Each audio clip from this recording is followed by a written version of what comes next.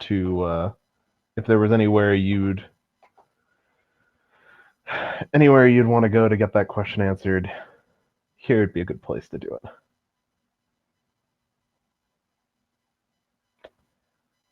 Alrighty.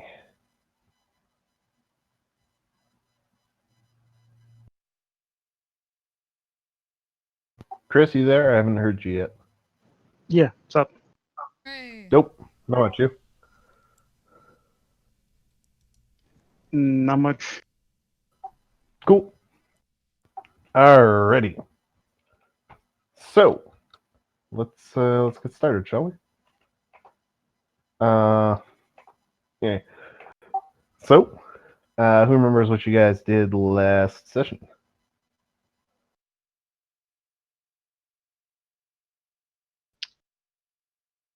We made it to the Isle of Autumn. You did. We started going in. We ran across some T-Rexes, and they were no longer T-Rexes. They were tiny little pups.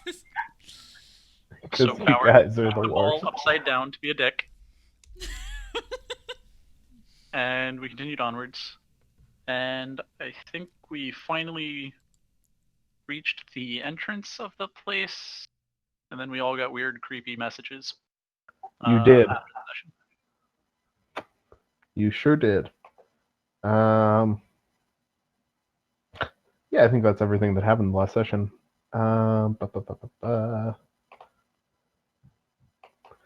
Yeah. So we left off.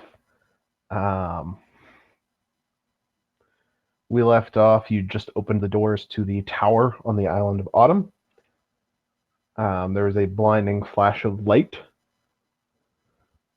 Each of you saw something. I'm going to leave it up to you guys what you share or not. But as the light fades and all of your visions disappear,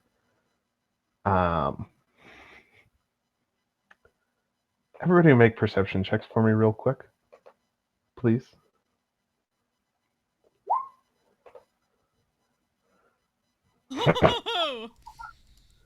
Getting better. All right. Bauer, you don't have to make this one. You know. You noticed this very obviously. Okay. Christona and Diggeroy, you both notice that there's a weird indent on the chest of Bauer's armor that's roughly coin-sized.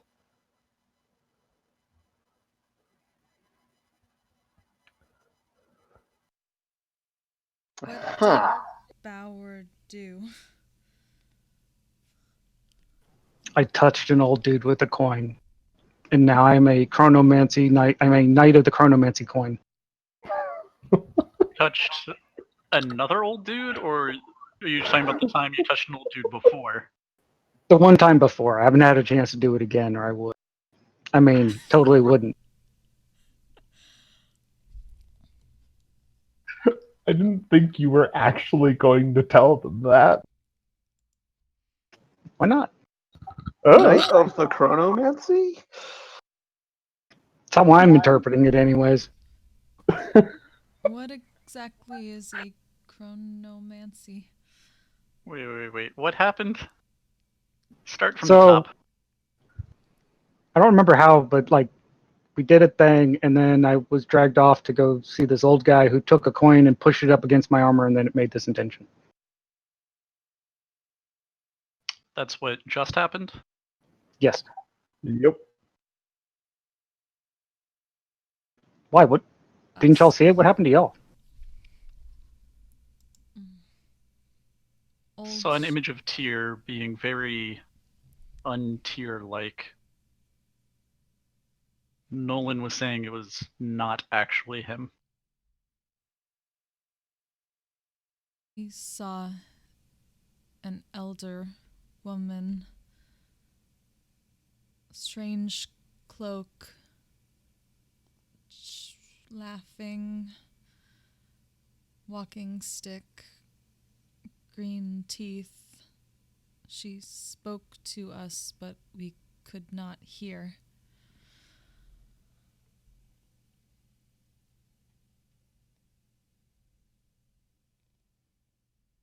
So an old man who may have been the father of storms.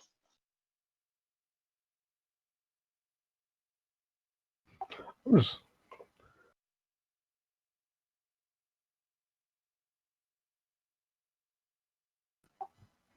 Hmm. So it seems we each got our own vision. Different, but not different. Gods. Or godlike. No one doesn't seem to think so. Yeah. You there, buddy?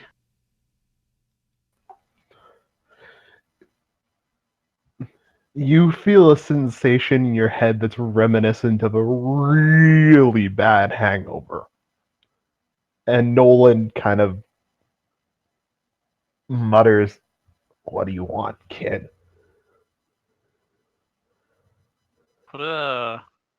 What was that? Fuck if I know, but it hit me like a goddamn truck.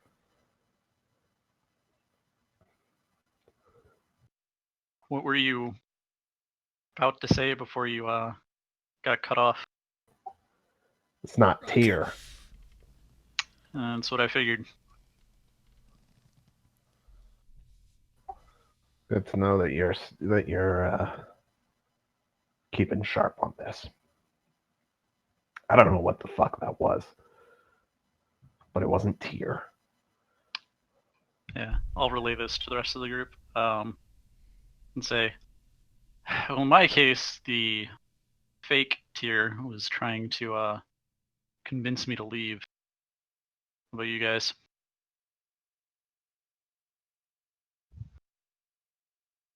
Did not hear what the Elder One said. She only seemed amused. My vision told me to keep going. The guy frowns. Maybe they just don't like priests.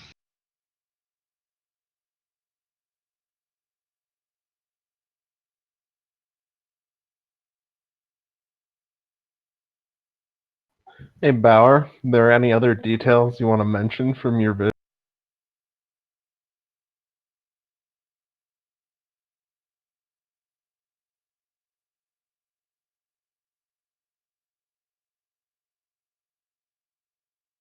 Why do we get the feeling the answer to that should be yes?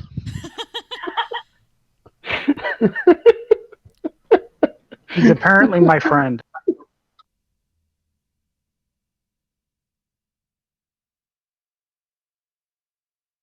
Who is apparently your friend? The old guy.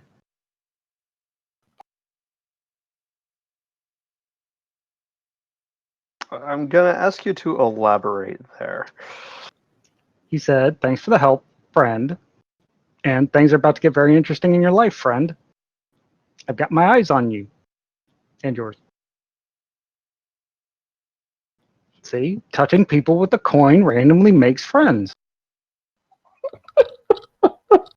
Anybody who calls you friend twice in 2 sentences is probably not actually your friend. Bauer, make an insight check. So I was just listening to that and like making a mental note about multiple friends. Not being Sounds- You have the French. It's feeling very he confusing. means friend in a very different way than you think he does. I mean, can't make friends with that attitude. Sounds more like a used boat salesman. Friends, quote unquote.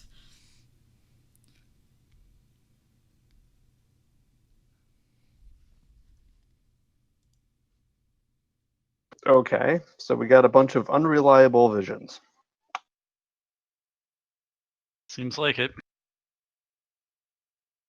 least unusual. Unsure. I mean, I don't quite want to say that we should discount everything that was in them, but I'm discounting everything that was in mine. Yeah, well, that's the other thing too. I have no idea what it means, so I can't really act on that information. We agree. We are unsure what to expect from such a vision. There was little Well, hopefully we'll information. figure out before it bites our ass. Bites? The old woman had very unreliable teeth for biting.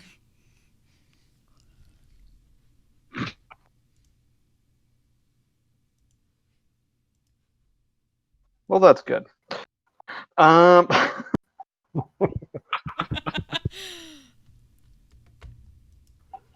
So is this door still closed? Oh no, door's open. I was in the process of typing out the description I had for the room while you guys were in there. While you guys were talking, actually. And just put it in chat for whenever you finished up. So the room you find yourself in is relatively small. It's reminiscent of a halfling hole, actually, just sized up for normal-sized people. So it's cozy, primarily made of wood. There's very little furnishing. There's a couple of small tea tables off to the side. But other than that, the room is empty, other than an old man with a long white beard and wizard robes standing at the far end in front of another door. He is patiently waiting there and smiling slightly as he examines the four of you. Does he recognize this guy? I don't know, do I? Different old man with white hair than was in your vision. So no, I don't. Oh my The old God, guy Roy, was not in all your old vision. people know each other. That we're supposed to know an uncommon number of them. Or maybe they're all the same. Da-da-da. Ooh. That's just There's not only realistic. 6 real people in this world. Okay. Yes, there's only one mumbly old guy in this world. We're all the old mumbly guy. It's like that one You- weird story. You might be if you take too long on this island. I'll Mumbly man. kind of slightly bow to the old man. More than a nod, less than a real bow. Hello. Okay. In common. Hello, Diggeroy. Here's a look at Diggeroy. Friend. It's a good question.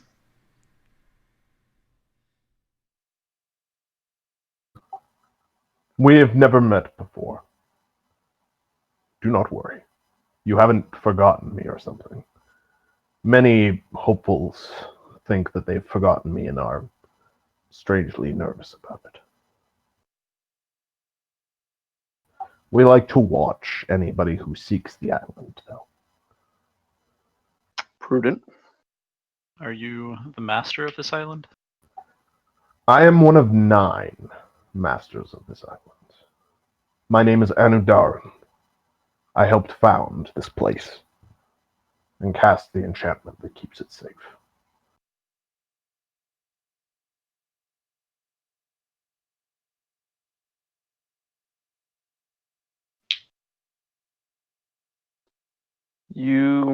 Do you know why we are here? Then? Using knowledge, answers, possibly aid. Same as everyone, I'm guessing. Yes. He chuckles a little to himself.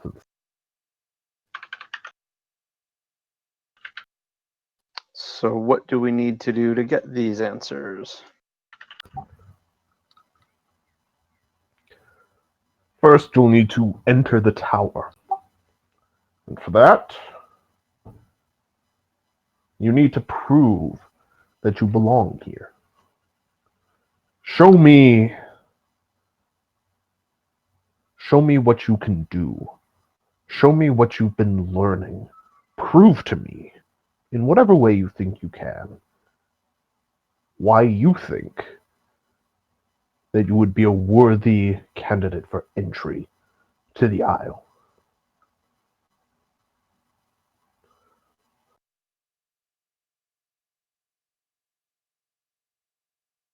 Hmm. I mean, we're not really looking to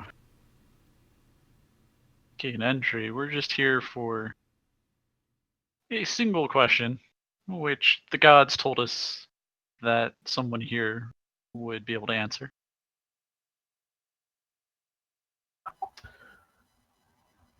Any knowledge here is the same as any other knowledge. To gain it, you must be deemed worthy to enter.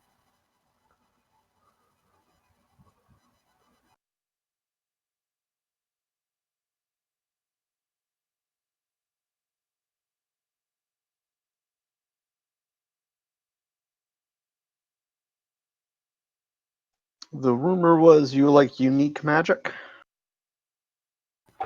That's one way.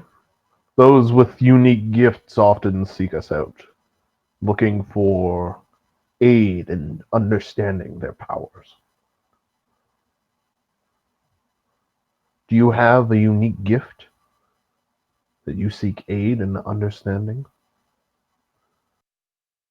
I don't think I'd call it a gift.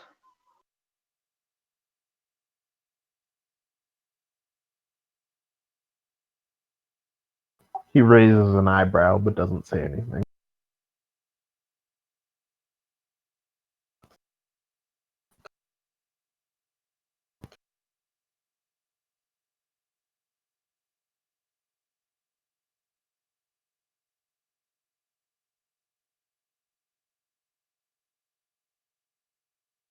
Aside from the old man, what's in the room?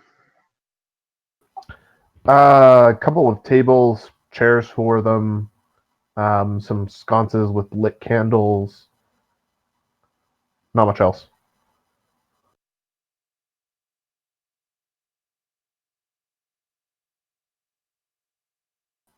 What are you looking for?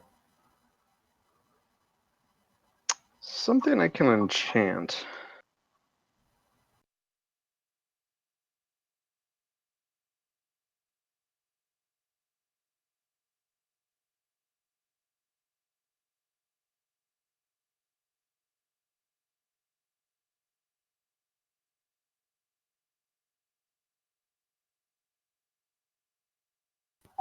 Could enchant the chair. Hmm. Not really. I mean, I know it's enchantable, but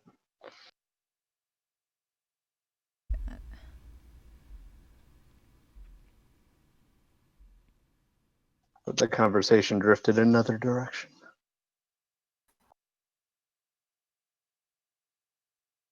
Old shield. Sorry? If you needed something, I've got my old shield.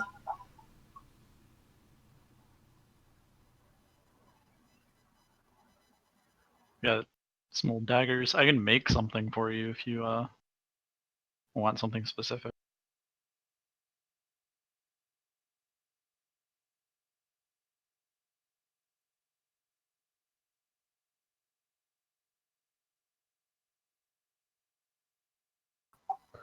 Realm is kind of staring at Enadar and just looking at him and occasionally moving around him to get better images of him. Outside the room was Forest. Immediately outside, you were crossing some of the tree roots of the actual tree that forms the tower. There's a small stream that's formed by drippings coming down from further up in the tree. There's earth, grass, a little bit of moss, a few rocks.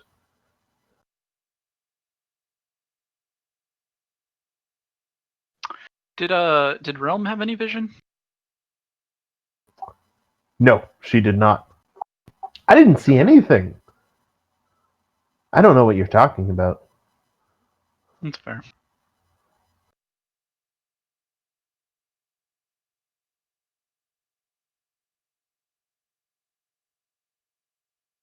thinking about it, but eventually mutters, We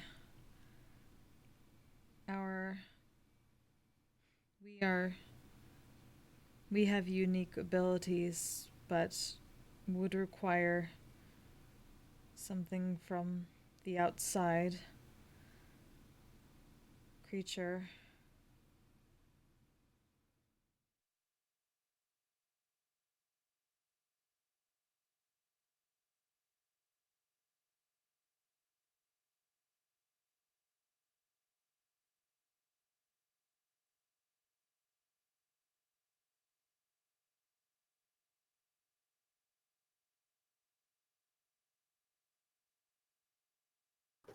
Sorry, what was that, Christina?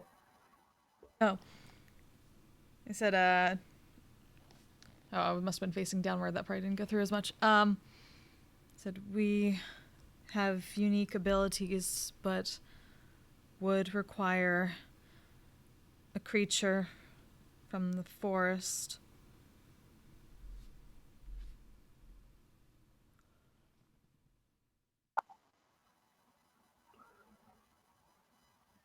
He frowns a little bit. Very well. He pulls a staff out from behind his back and taps it twice upon the ground. And a small squirrel comes out of the jungle, looking inquisitive.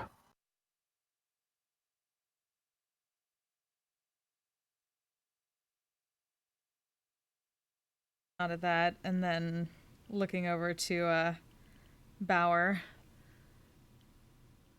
Will your coin still work?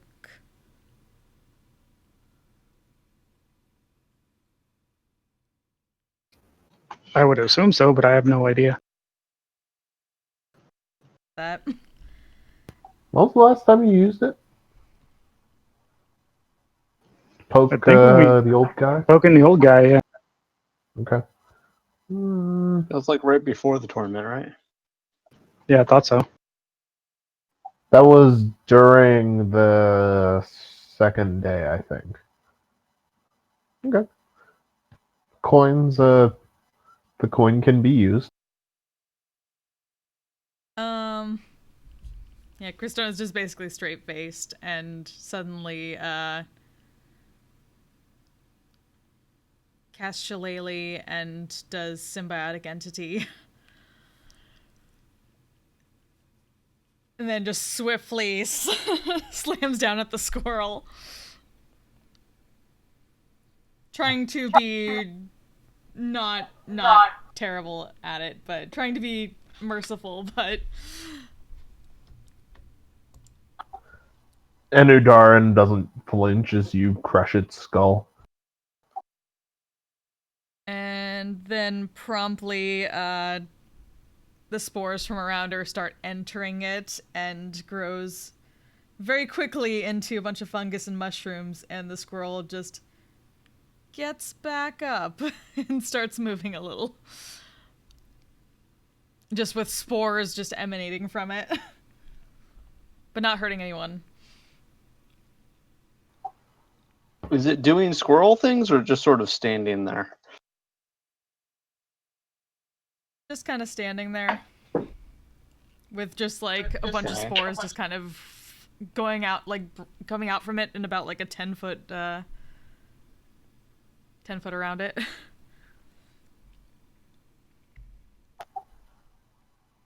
Interesting.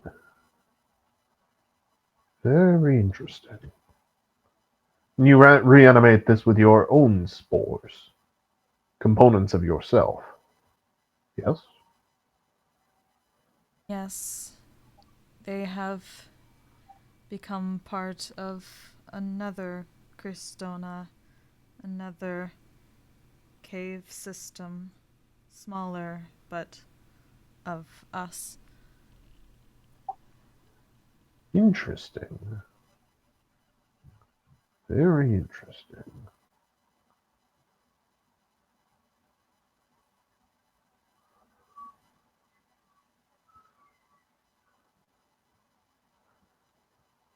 Eventually, she'll kind of drop it and pull the spores back into the kind of halo around herself, and motion if Bauer could use the coin on the corpse. Of the squirrel? Mm-hmm.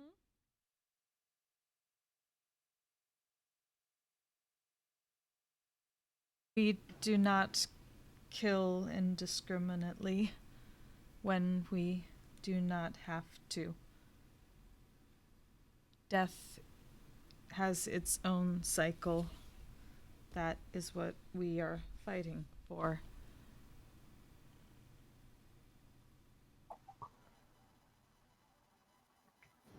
Okay. You may enter as a being of interest.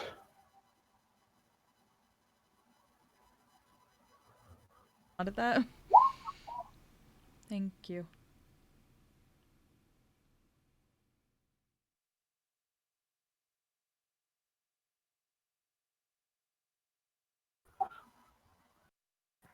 What have the rest of you to show your worth? You might want to plug your ears for this.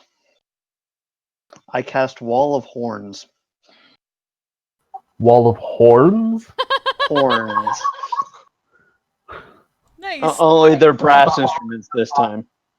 It requires both Oh boy. and the ring to pull this off, but thorns minus the T is horns. You are correct. It is. Wow. Oh god. Yep, very much covering the ears. All The right. ghost of John Philip Sousa enters the room. Blah, blah, blah, blah. Blah, blah, blah, blah. Oh, jeez. You cast a wall of horns. That's not A even a full creepy version of fucking that spell. orchestra of instruments erupts from the ground and begins to play themselves at maximum volume directly in the face of Anudaran.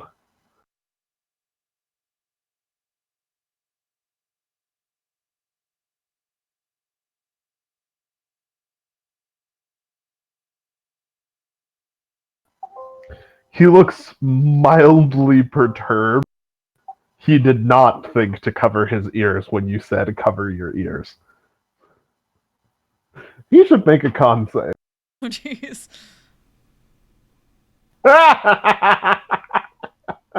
That's going to be a lot of sonic damage.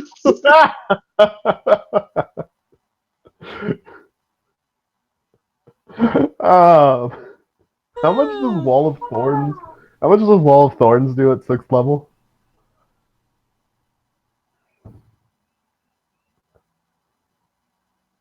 No. 78 and you get a 16. Oh boy. Alright. He takes 16 thunder damage and is deafened. Ma! What did you do, Tiggeroy? He's shouting. Told you to cover your ears. What did you do? I can't hear you. It'll pass. Diggory waves his hand dismissively. What?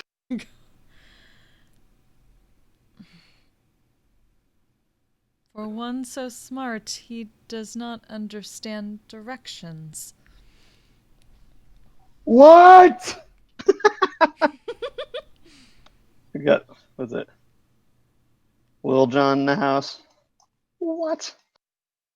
What? All right, he's deafened for now. Gonna say that lasts for a good minute. So anytime anybody says anything for the next minute, he just shouts, "What?" But it does eventually pass. Well, DeGroy, I've never heard of a wall of horns spell. How exactly did you perform that? I'm supposed to give away my secrets now?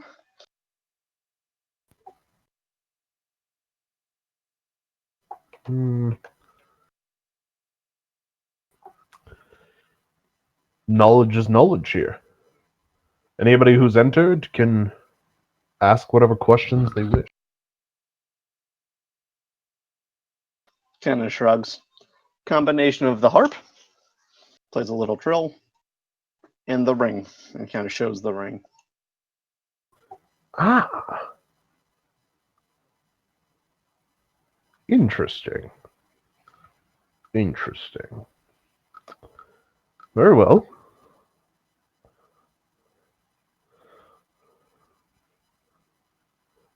You may enter. Realm is in the background, very intently painting a picture of Anudaran. She's drawing on thin air to do so.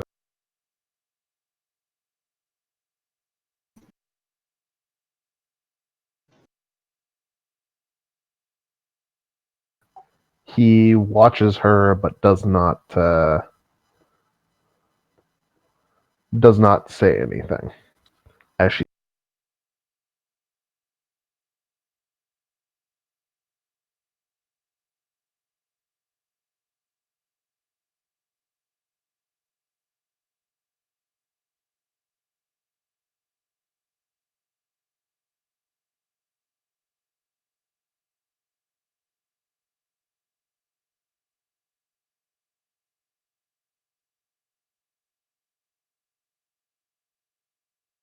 Slowly peeking over at Bauer and Sadok.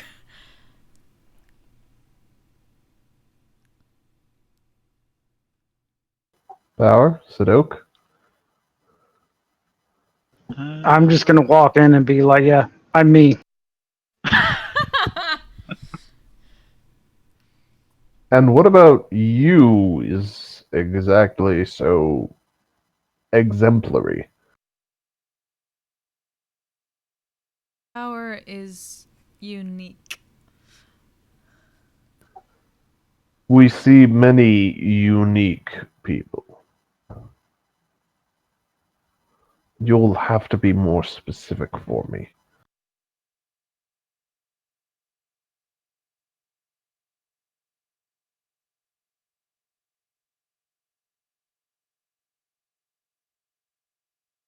I revived that squirrel of hers, for one.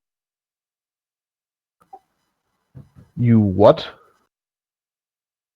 Oh yeah, the Yeah, coin. Yeah, smack the squirrel with the coin. So you have a coin that revives people. But what about you? Do a lot of people have a coin that can do this? I'm just now curious because, Oh, as far as wait. I was aware, there's only like two. There's something we can do for Bauer. I pull out the skull of Maximilian Eichmann.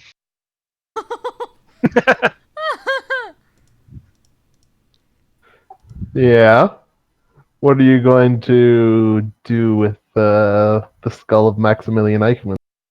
Bauer, if you care to use your coin. Didn't I use it on the squirrel already? You can use it again. Then It yes. has more than one use. You've revived people more than once with it. It's true. When you realized you didn't kill them the right way the first time. Yes. It was a very If you're gonna Bauer kill a moment. man, you better do it right. Then yes, I will absolutely use the coin on the skull. All right. You prod the skull of Maximilian Eichmann with the coin, and once the coin sparkles and flashes a little bit, and there's a brief little arc of what looks like lightning coming off it, but it does once again produce the body of Maximilian Eichmann. looking identical to Bauer still. And now we're gonna have to decapitate and clean the skull off again.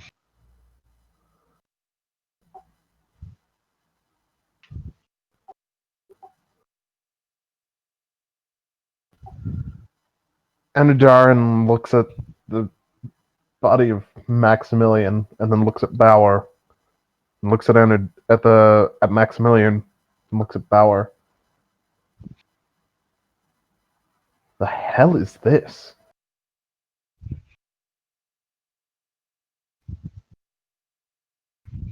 See, I knew you knew Bauer.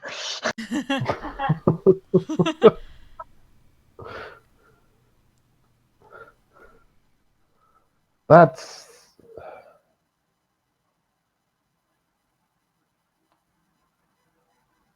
Where did you get that skull?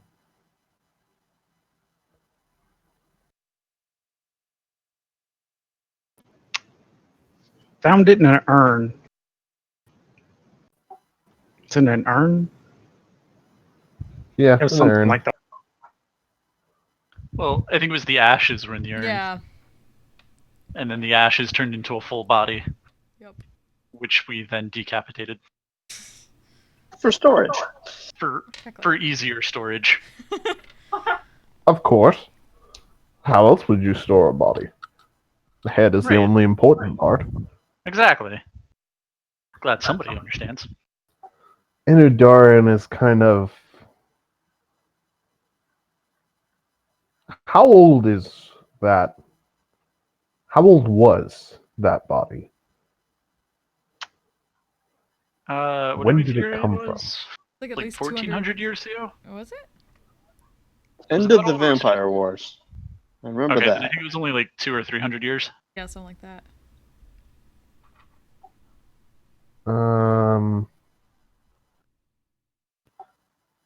If memory serves, it's more like 5. Current year is what? 1493. Vampire purges Uh, end in 1012. Yeah, so it was a little under 500 years ago. And yet you look the same as him. Sit! He points to one of the small tables with chairs next to them. I must examine you.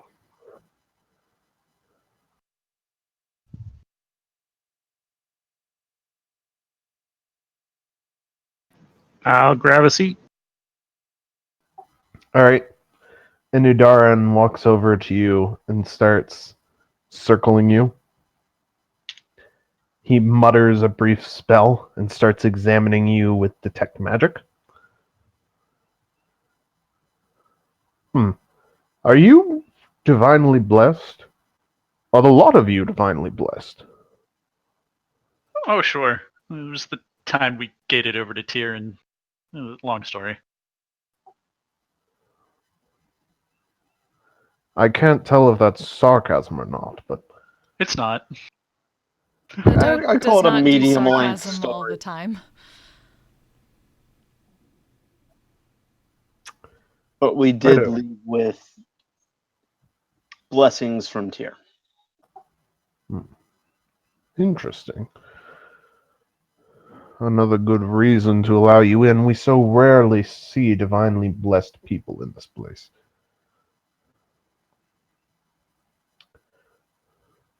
He mutters a longer incantation. His staff flares a moment, and he looks at Bauer with very brightly glowing eyes, and then looks back at the body of Max.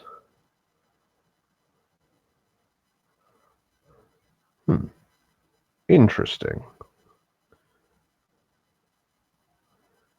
As we Did said, you know that? power is unique.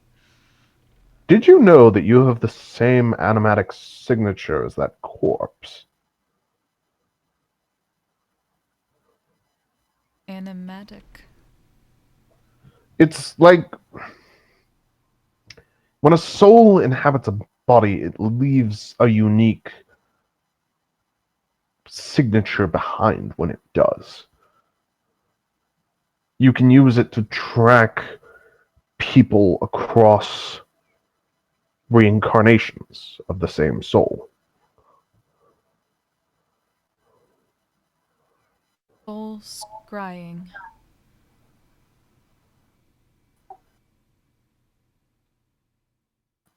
I'm sorry? Yeah, soul scrying. Almost. More like a way to tell if somebody is an old soul. Nothing so exact as scrying can be. Bauer Somebody- did used to be older. Not old in that way. Allow me a minute. I need to confirm something with something I have upstairs. Anudaran vanishes and leaves you alone for about a minute. Bauer is too unique for him.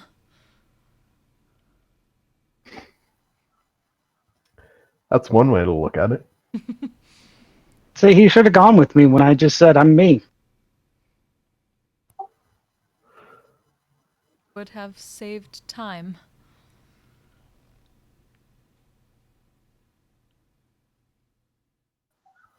He reappears a minute later looking intrigued.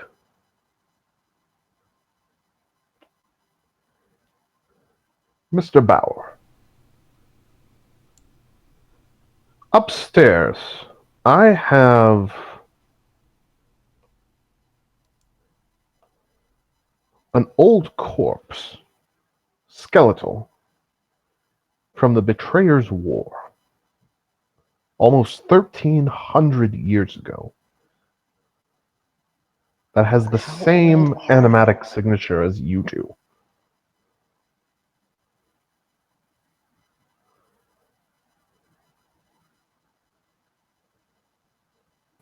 Go on. May I borrow your coin to see if it also has your distinct features?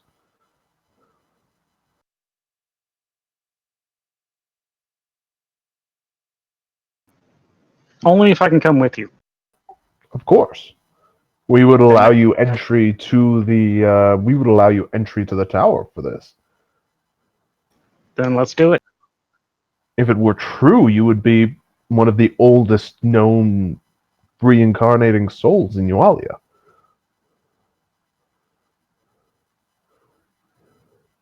1,300 years is almost unheard of.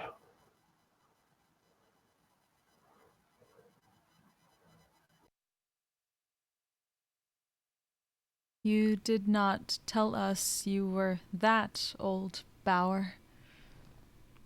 You didn't ask if I was that old. That is fair.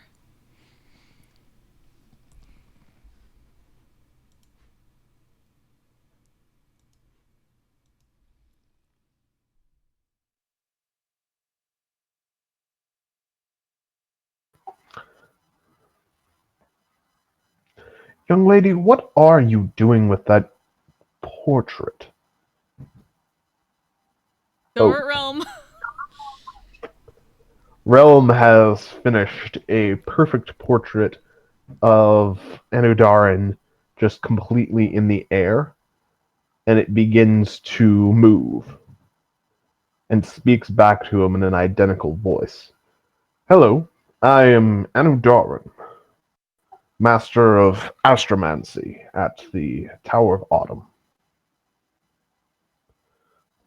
Should you wish, I can demonstrate any of my spell casting capabilities to you, Master Anudaran. Astro. Austin Mancy. The original Anudaran looks at him and... Did you just clone me by painting me? Yep.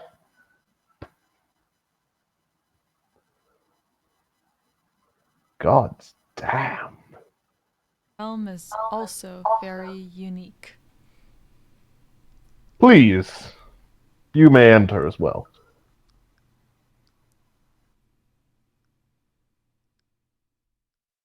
It would be our pleasure to have you.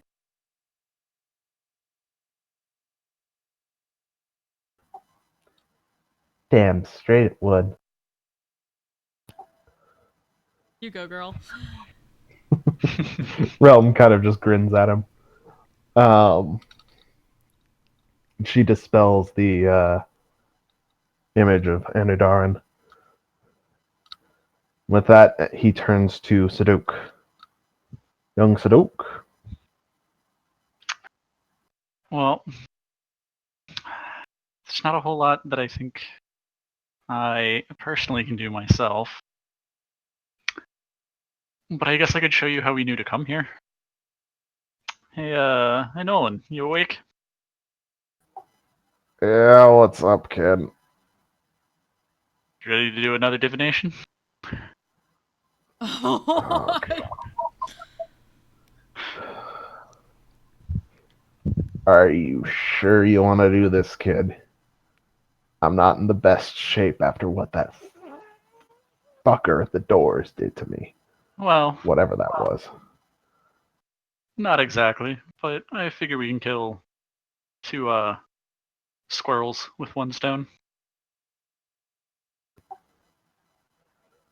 Huh. Alright. Give me a minute to concentrate. Do I have your permission to grab control? For the moment, yes. Alrighty. An image of him behind your eyes, of him just being very squinty and doing his best to stay coherent, comes through. And Nolan begins going through the motions to cast a divination spell. Anudaran casts a detect magic spell just to see what's going on.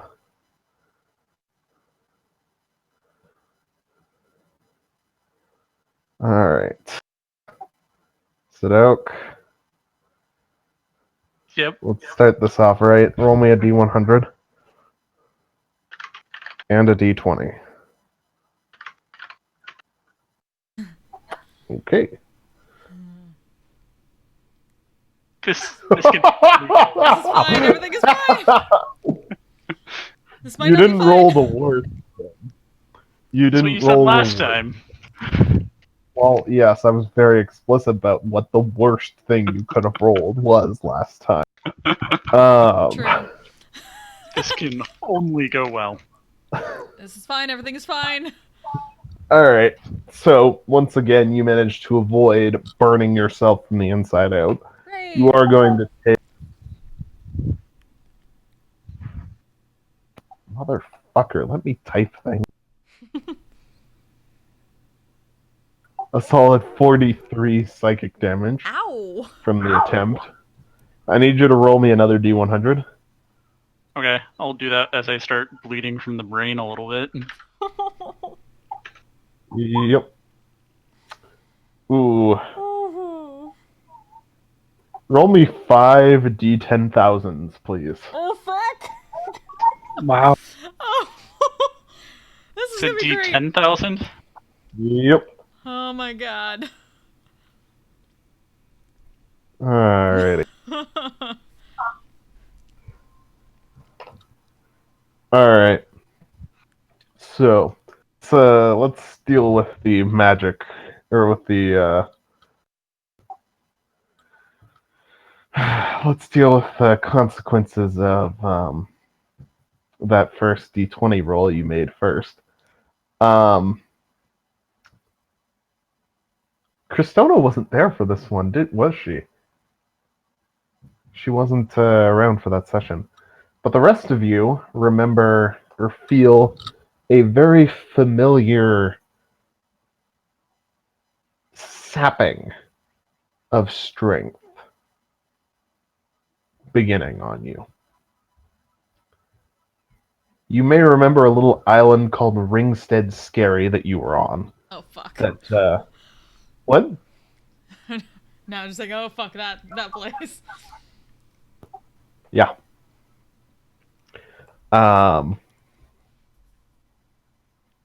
It feels a lot like that place did.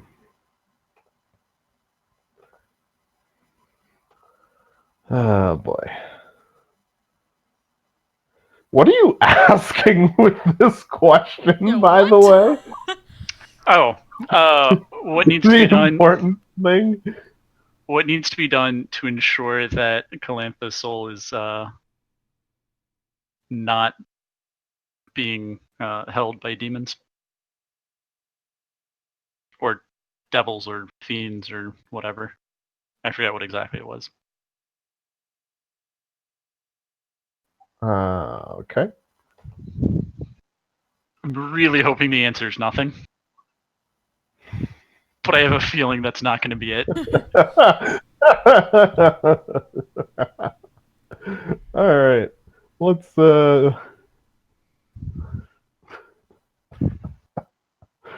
um Really hoping for an answer of nothing.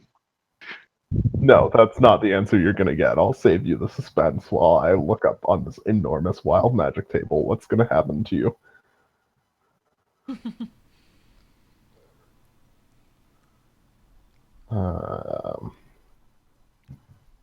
Okay.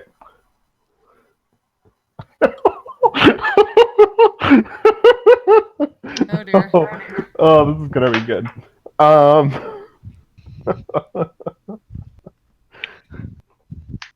What did you do, Ray? This one is not immediately apparent to you guys.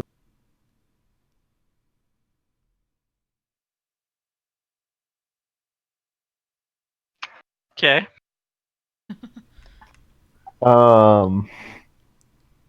We're just gonna leave that at that.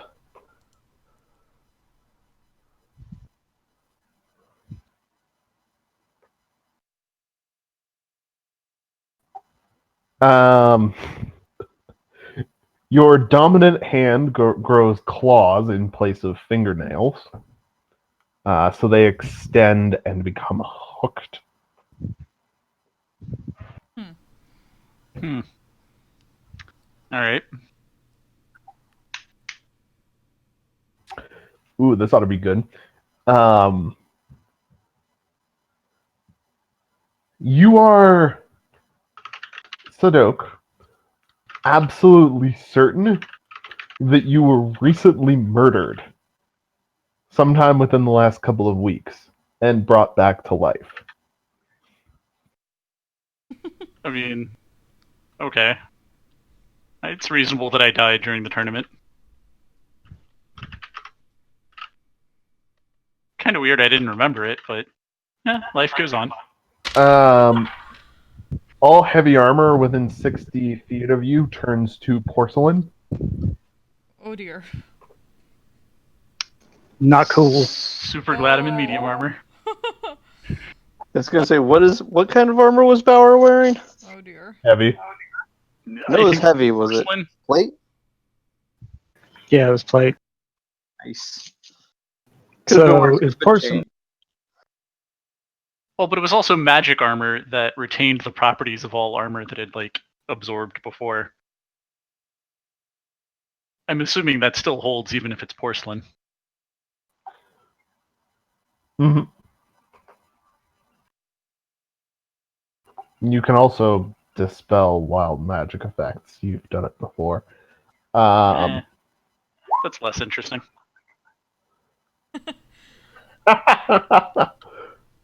It functions the same as before, even if it's porcelain. But your final thing is whenever somebody says your name, ominous thunder rumbles overhead. Oh, I'm definitely keeping that one. I should clarify. Whenever somebody says your name anywhere, ominous thunder rumbles overhead for you. Oh, so it's like someone like you sneeze when someone's Someone's talking about you. You get that. Now, is this just like my first name or my whole name? It's What whenever somebody says any part of your name, referring to you. So if I had like a nickname, that would still count? Sure. But if they're referring to some other guy named Sadok, that wouldn't count. Yes. Okay. Alright, that might get annoying. We can keep it for like a day. How often do you think people talk about Sadok? Well, I imagine it's going to come up rather frequently as like we're actually like talking to people here and introducing ourselves. I'm sure it may come up a lot the second I learn about it. It feels like the 9 people here probably already know your name. Yeah, but like, this guy we're talking to, like, as soon as this is over, is probably going to say my name. It's true. Almost certainly. He's going to have to introduce me to somebody. Realm and Power are probably going to have a ton of fun with this. Oh, absolutely. I don't know what you're talking about. So, for the actually, like, spell part of this horrible spell experiment you've done, your question is, how do I ensure that Kalanta's soul is not being held by fiends? Fiends, whatever we learned, or whatever I was told it was being held by. Demons or devils, whichever one. I just don't, like, out of character remember which one it was. Or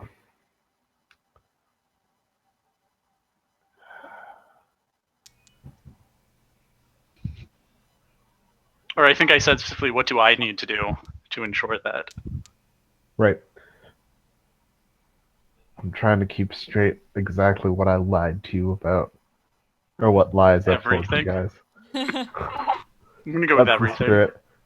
Not everything. Almost. We had a whole session of truth bombs that I was forced to bring out because of you. This is true.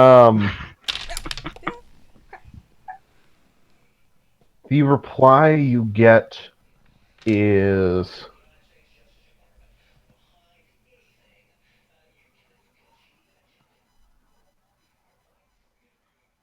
find her gilded cage.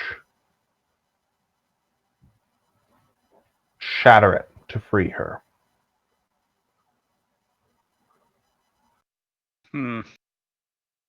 Is not as helpful as I would have hoped for. I'm just picturing like a Rush song right now. This is totally beyond the gilded cage. Da-da-da-da.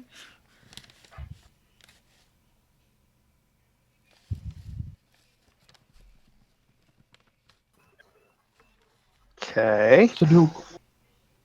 Sadok. Rumble. What? Yeah. Thunder rumbles overhead. What the flying fuck did you just do? I need to have a question answered. It's fine. Can I have a tissue for all this blood leaking out of my head? He kind of prestidigitates to conjure a tissue and hands it to you wordlessly. Much obliged. Do you have someone else living in you? More or less, yeah. Sadok also has an old soul. Yeah, but it's not mine. His eyes emit the same glowing effect they did when examining Maximilian's body. He looks at you very curious. Interesting. You may all enter the tower. Welcome to the Tower of Autumn, should you choose to enter.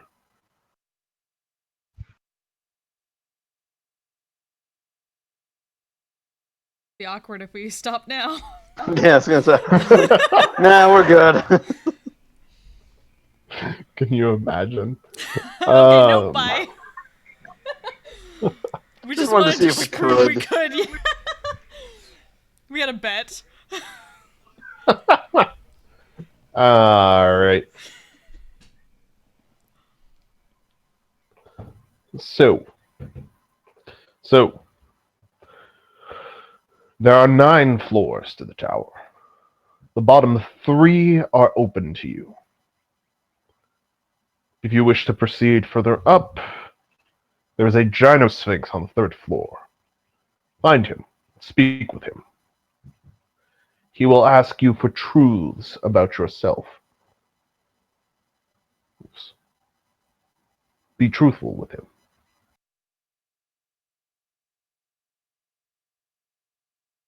Other than that, welcome to the Tower of Autumn. Fuck, did I mix them up? I believe you Motherfucker. did. Her. Yeah. She will ask you for truths about yourself. All right. It's kind of the name. She will ask you for truths about yourself.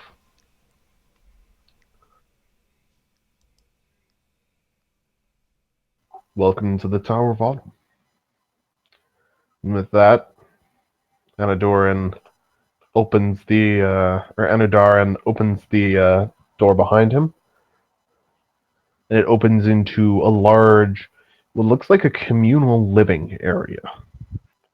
There's a large kitchen off to one side. There's an enormous couple of dining tables spread throughout it. It's built in the same style as the entryway, so homey, mostly out of wood, but there are fairy lights drifting through the air, providing illumination. Um, and there are many serious looking people sitting at the table, eating some manner of food and reading books or writing in notebooks. Within the kitchen, all the plates and dishes seem to be doing themselves. You see several hallways off of this main communal living area that appear to lead to individual bedrooms. And at the far end of the communal area, there is a large spiral staircase leading upwards.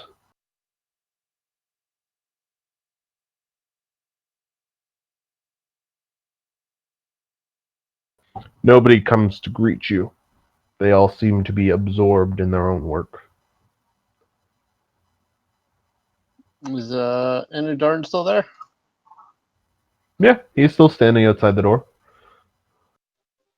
Sir, if I wanted to learn more about chronomancy, who should I speak to?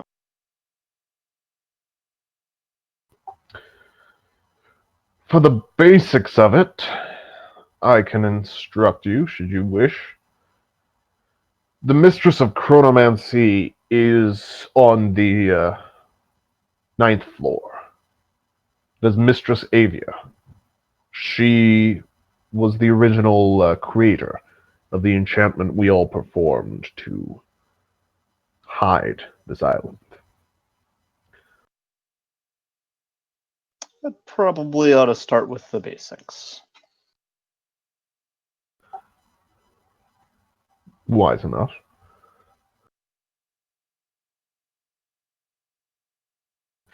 What do you wish to know about the noble art of chronomancy? Bluntly, how to do it. Ah,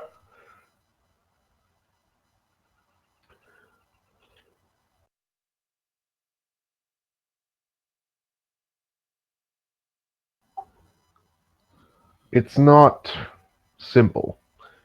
If it was, everyone would do it.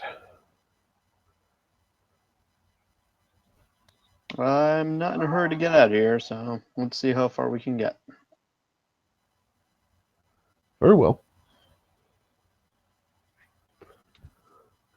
You cast spells, Degroy. Yes. You know, you've tugged at the threads of reality and seen the effects that it can cause. Chronomancy is similar, but a different set of threads, so to speak. Before you touch the threads of reality, to perform chronomancy, you begin to tug at threads of time. For the simple things, young Sadok, could you come here, please? Rumble. But yeah, Just I was trying to figure out where the weather is. So, he lays a hand on you, Sadok, on your head. He mutters some.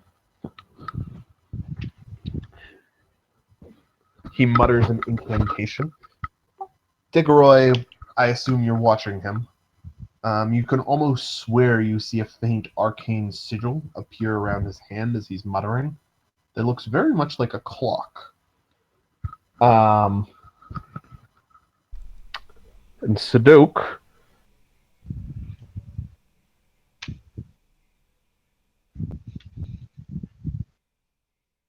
Yep. you are healed for 23 damage, as the wounds you suffered from overchanneling magic are reverted, as if they'd never happened in the first place. Some of the blood that had bled from you disappears completely. And you feel as if some of the pain was never there. It's a very weird sensation.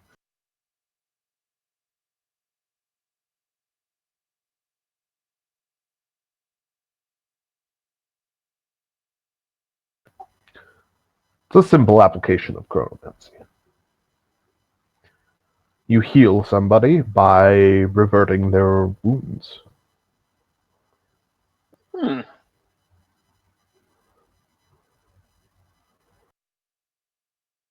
Can you teach me this spell? I think I can manage it. Are the rest of you also here to learn chronomancy? Or have you other matters to attend to? More a single instance of applied chronomancy. We were sent here by a divination as it was just performed to learn how to release what's his name? Or his title, I should say. His title is the Silver Breeze. Yeah, how to release the Silver Breeze from the prison he is currently trapped in. Ah. I have the god's That. permission. For that, you'll need to speak to Aya.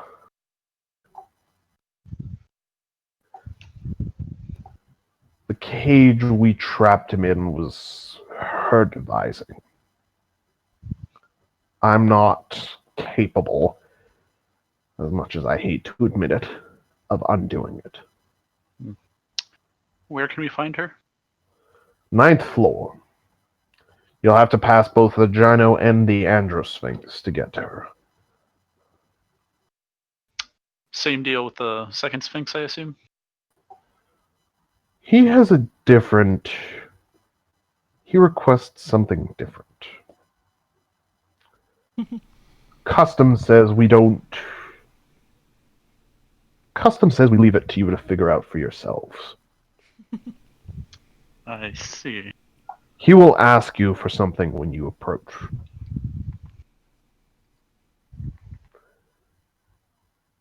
Give it to him.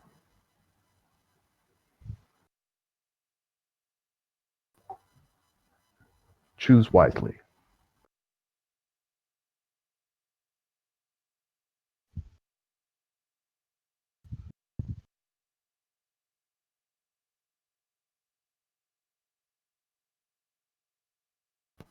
Young Diggeroy, do you care to head up with them, or would you like to begin chronomancy now?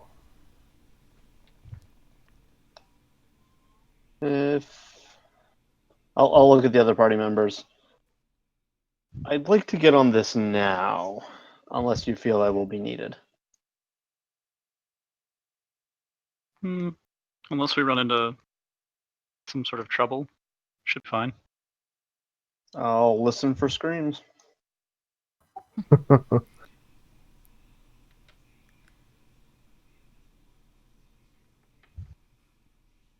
It's generally prudent in any case. Not Yes. wrong. I'll come with you all if you don't mind. Of course. Right. Realm trots over next to you guys. She goes over to Bauer and goes to hold his hand.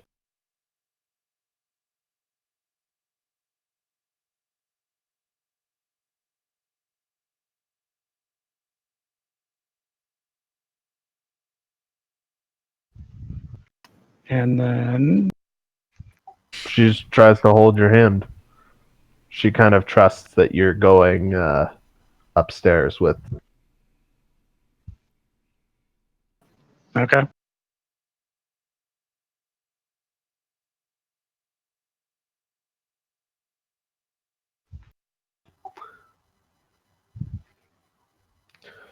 All right.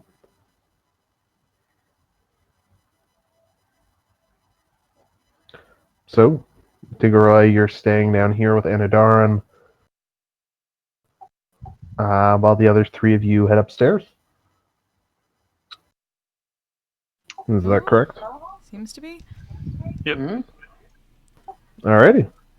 Though as we're heading that way, I guess Kristen will eventually look to the astromancer and be like, we are also seeking knowledge from your collective as we have found the need of more voices to understand what we must do.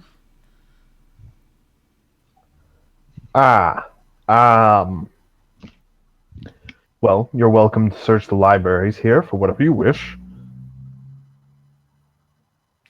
If you are referring to you require more spores, there are several workshops on the 4th floor that are engaged in mycology.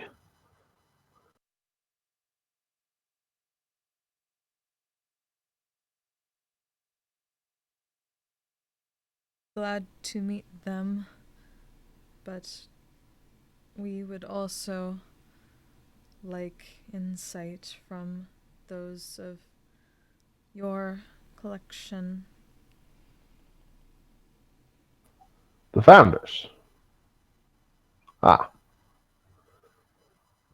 Most of them reside on the highest floors, same as Avia. If you're heading to meet her, you'll meet the rest of them regardless. Understood.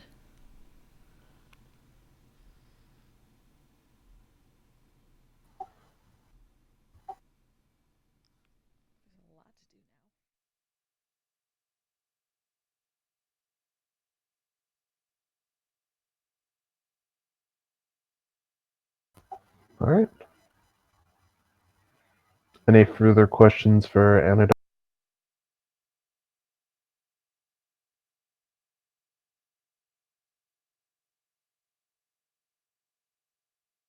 Nope.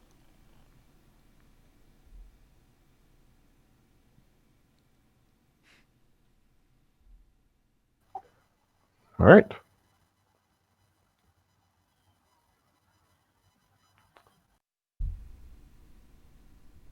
So, the three of you who wanted to go upstairs, plus Realm, you can head upstairs.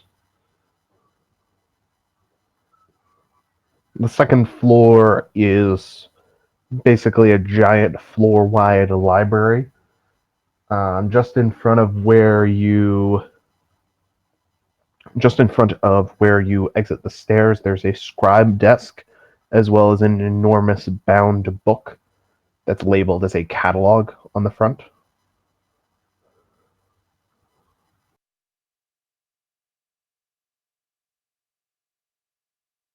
At the far end of the narrow corridor between enormous bookshelves, you see another set of stairs upwards. The scribes sit up a little bit as you come in, but otherwise don't say anything to you.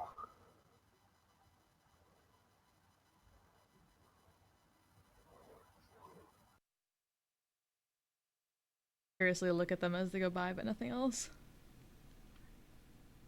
All right.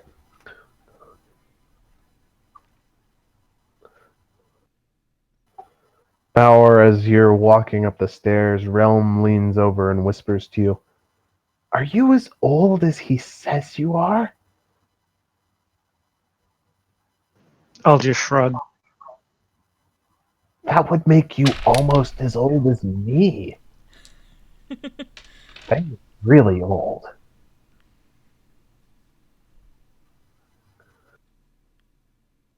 I choose to believe you're only old as you feel. I don't know.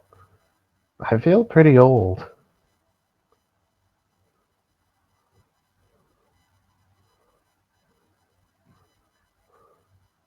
I don't want to be as old as I feel.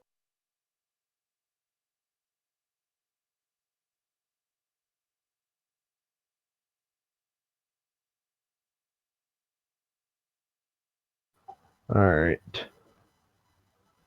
So you continue to head up. Third floor is much the same, another floor-wide library, but at the far end from you, you see a gynosphinx standing before another set of stairs upwards. He watches you. She watches you.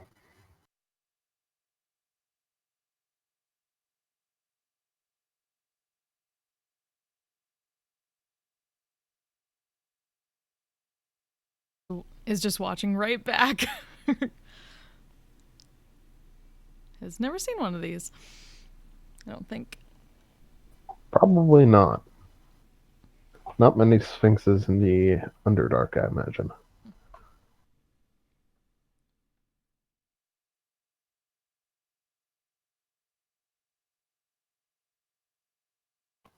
Will you approach the gynosphinx, guys? That's what we're here for. Yep. But of All course, right. The gynosphinx looks at you all as you approach.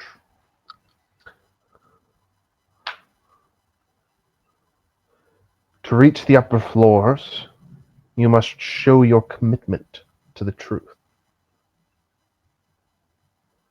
Tell me a truth about yourself. Something deeply held, something personal.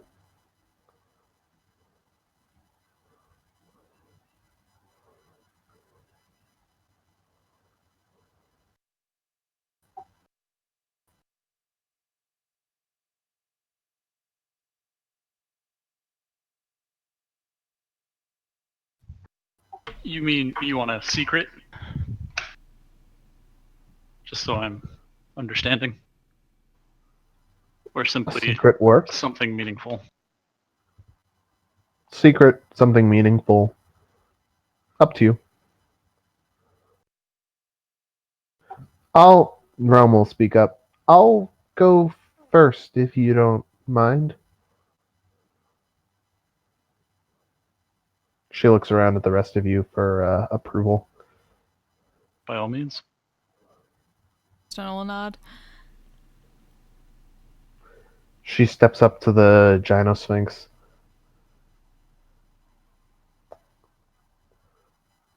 I like Ramus, and I miss him. But I'm starting to like Pretty Boy and them a lot, and I'm really worried that I'm gonna like them more than Ramus.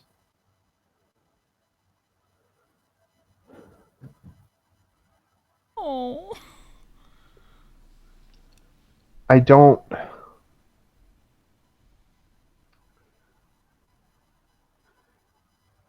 It hurts that he left me behind. And I want to see him again, but I don't know if I want to be friends with him again like we used to.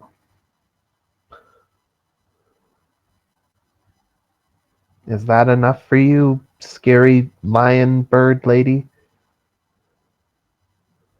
The Gynosphinx inclines its head and motions behind it. And Realm moves past and sits down on the stairs behind the Gynosphinx.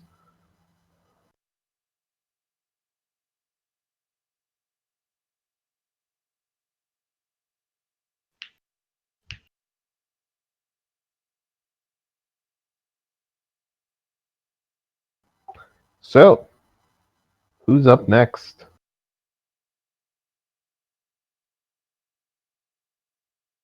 Oh, this is hard. Yeah, I'm trying to decide exactly how much or what to reveal.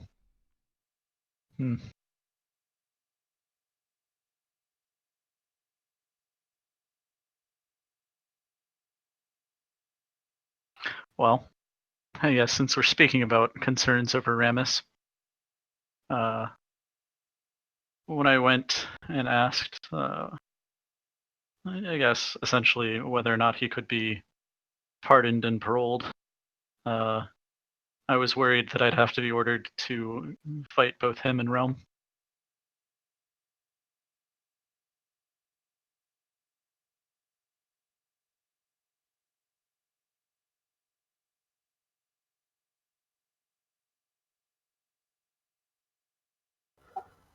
The Gynosphinx looks at you, Sadok. Why were you worried? Well, I mean, we're the ones who imprisoned him in the first place.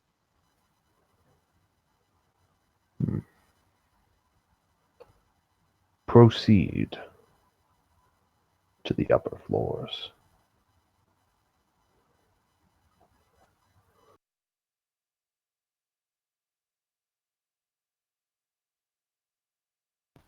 Realm looks pretty shocked at that, Sadok.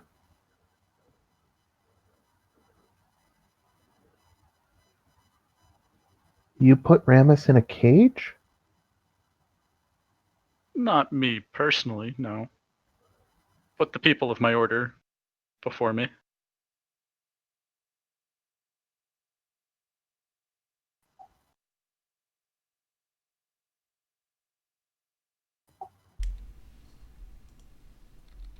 She looks. Rumble. Yeah. She looks. She pouts a little bit and turns away from you.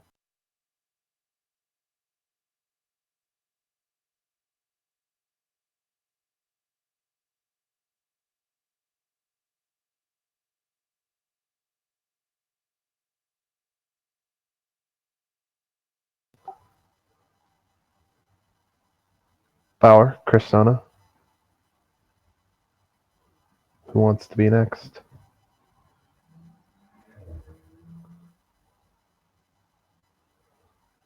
Trying to think. Sure. Yeah. Yeah, go for it.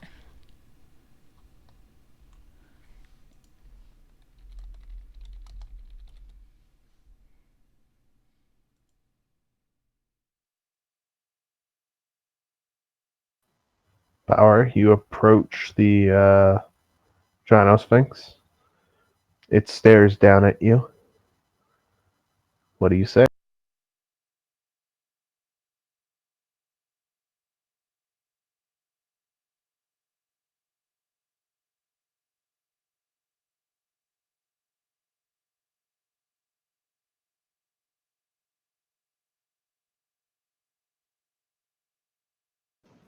Yeah, I don't know. It's not like I hide shit, so.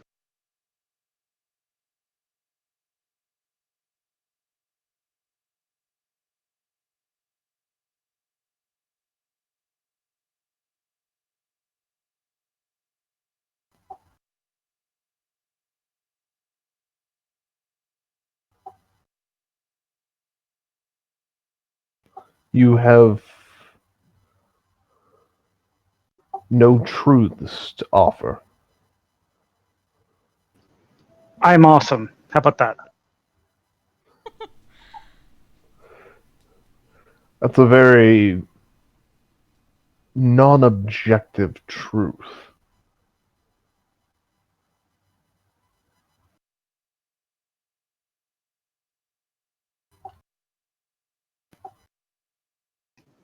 I mean, if you want to be like that, then how about my name is Bat?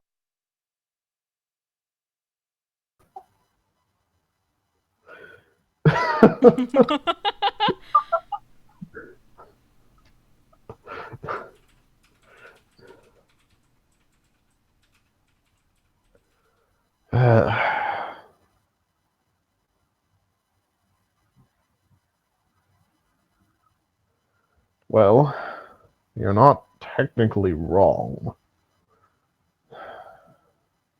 Proceed. You're technically correct. The best kind of correct. Man, I could have gotten away with just something like that.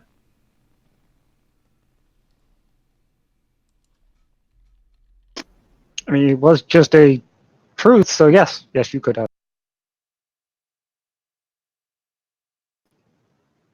Sudoku, yes, you could have. Rumble. It's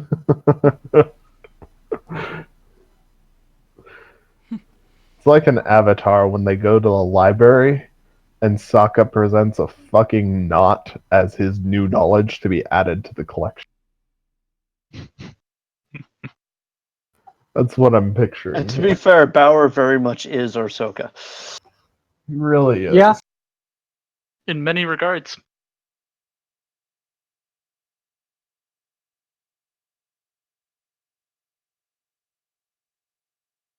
It's not a bad thing. Sokka might be my favorite character. Oh, he's the best. He's the one with all the clever plans. Exactly. Exactly. Christona, Yeah. will you step to the Janus swing? Yeah. We'll walk up and like look. Seem to be very kind of deep in thought, trying to like, apparently having a very big conversation, in their own head, pondering how to answer this. Something personal. We do not understand personal like others do. We are never alone in our thoughts and knowledge.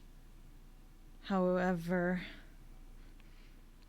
we can possibly give information, vague but close. We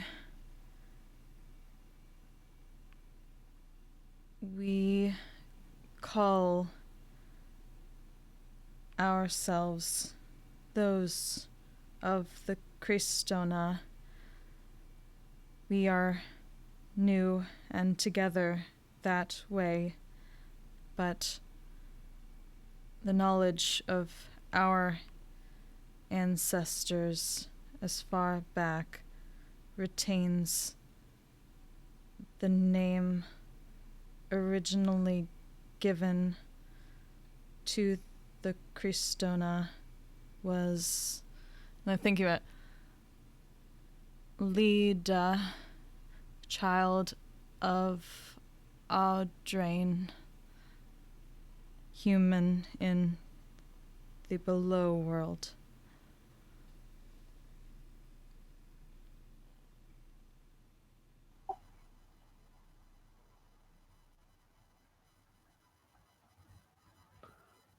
All right. The Gynosphinx looks at you and inclines its head and motions you towards the stairs.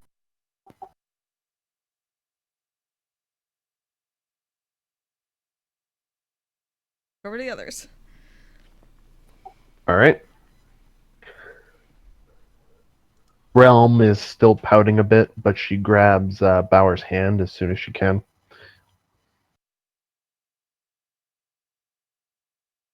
Flint, can you send me the name that you just used? Because Yep. otherwise I'm definitely going to forget it.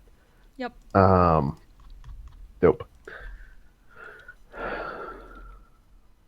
Alright.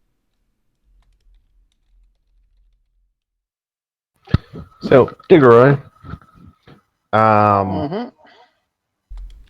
Inudaran has taken you up to the second floor and into one of the small rooms off the side of the stacks in the library. And he started demonstrating a bit more chronomancy to you. He started writing out like arcane formulas and the like for you as well. I try my best to keep up. Make an intelligence check, or do you have Arcana? I do not have Arcana, so that'll be a straight intelligence check. Yeah. All right, you're doing a pretty good job of keeping up. Good shit. All right. So far, you're grasping the very basic principles behind it very well. He's still kind of a lot of the more theoretical wizardry stuff is over your head because you've never needed to use it before, but you're pretty sure that you can at least understand enough to cast basic chronomancy spells. You understand at least some of the basic theory behind it. Right. He continues to ramble on about parallel timelines and the risk of paradoxes and how paradoxes are resolved in the space-time continuum layer as opposed to in the reality layer, because otherwise it would be very confusing, and on and on and on. Otherwise, it would be very confusing. Yes. You swear at one point he mentioned something called Stein's Gate. Damn it.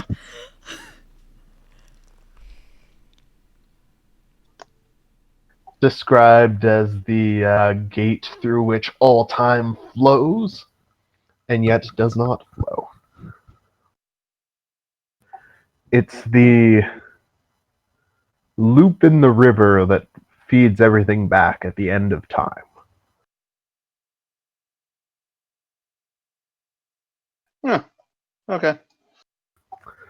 If that makes any sense. That actually does, to Jeff at least. Good. Good. All right. So yeah, you're in the process of picking up basic chronomancy. The rest of you emerge into level 4 of the Tower of Autumn, which is the workshop level. So, all across this level is workshops of various kinds for the people who work here. Through the hallways, there are various kinds of unseen servants, various types of undead, beasts, myconids. At one point, you see a horde of tiny gold pieces carrying a large box filled with fragile-looking components toward the lab. There are samples of plants, samples of fungus, of everything going around through here. This is where the practical work gets done, for the most part. Very curious after what we're told. You are free to wander the Tower of Autumn. Some moments here, please.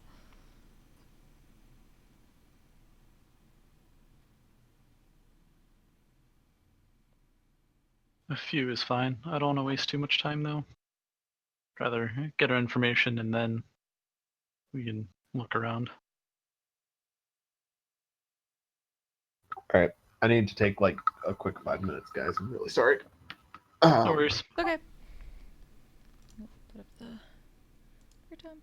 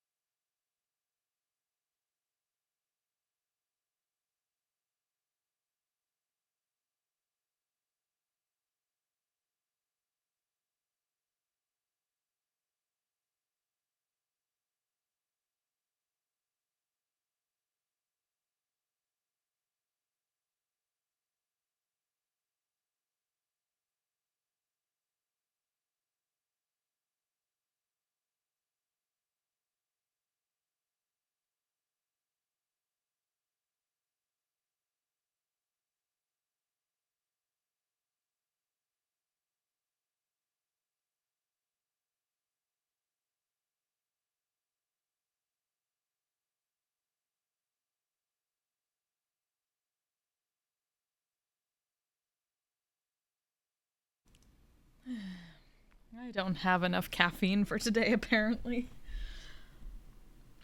That sounds like a problem. Yeah. I was up way too early. Annual volunteer day at work. Hmm. Had to be all the Is that one of those volunteer in quotes things? Kinda, yeah. I had to be all the way across You were DC by 8 voluntold. a.m. Yeah. Yeah, that. I mean, it was nice to do the thing, even though I felt mostly useless because I couldn't do much of the hard lifting because of neck. But got to be photographer. That was my job eventually.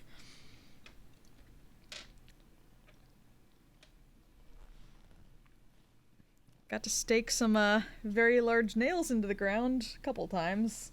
That was my hard labor.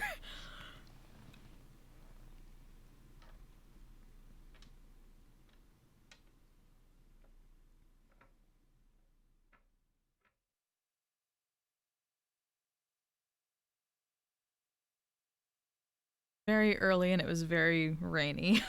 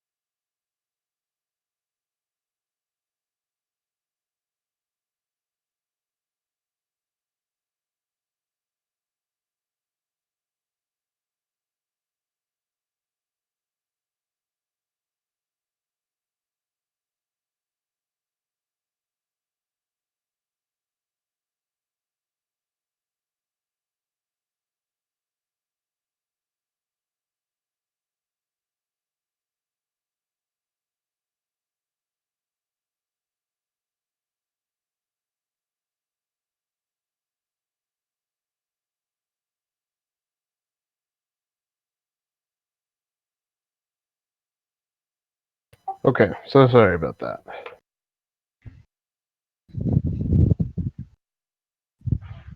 No worries.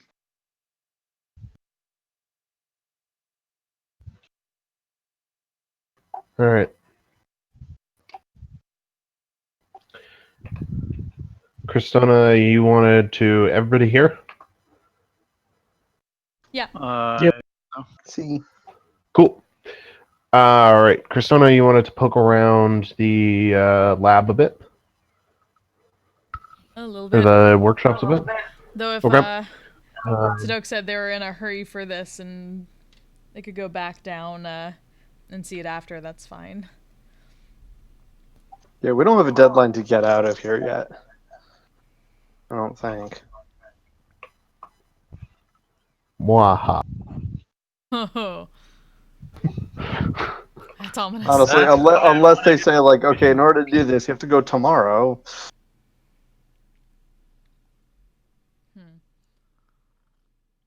Yeah, but I'd rather hear in order to do this, you have to go tomorrow versus, well, in order to do this, you had to have gone yesterday.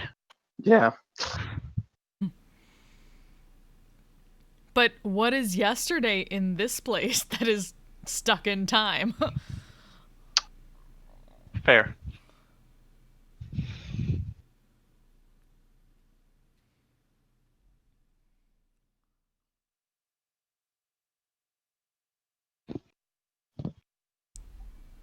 All right. So poke around now. Wait till later. Split off so we can have a three-way split party. And we much just need pricey. Bauer to go somewhere else too. Right. We just all get lost in our respective floors. Well, Kristen will acquiesce to getting through what Sadok wants first.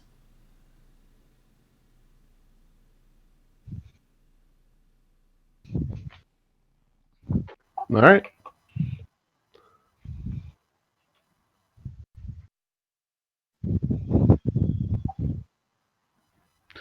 Alrighty. So the next two floors are entirely more libraries. Post the workshop floor. Lots of libraries here for some weird reason. So many books. Make everybody make perception checks for me as you're climbing as well. Diggeroy, you in particular, take advantage on yours. Because Anudaran's kind of pulling you around the tower. Ah, Bauer.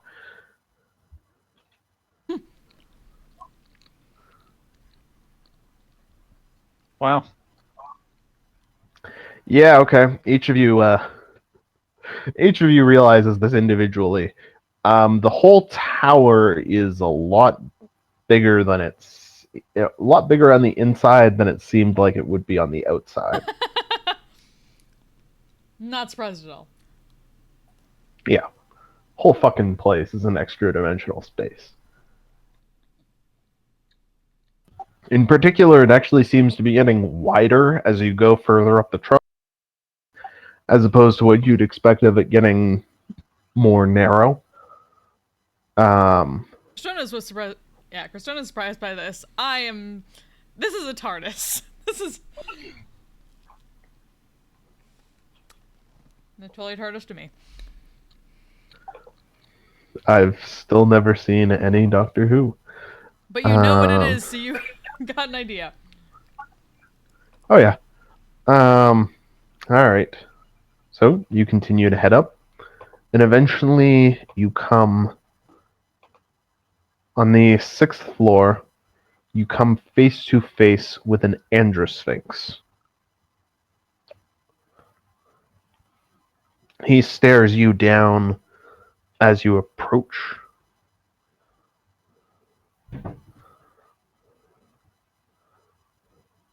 And he says to you, "Give of yourselves, or take of me."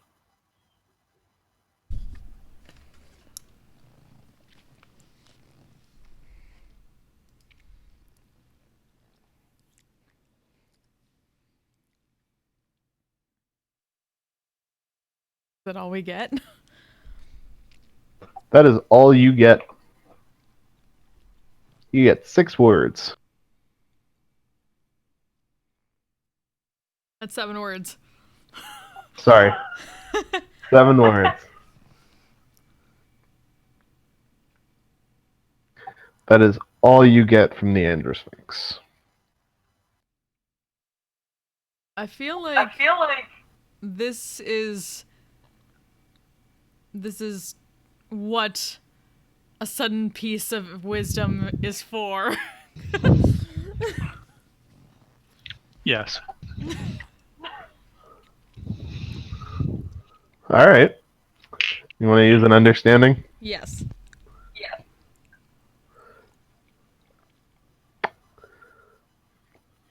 Well, the second part of it is pretty straightforward. You can fight him and try and gain entry into the upper ground that way. That is an option.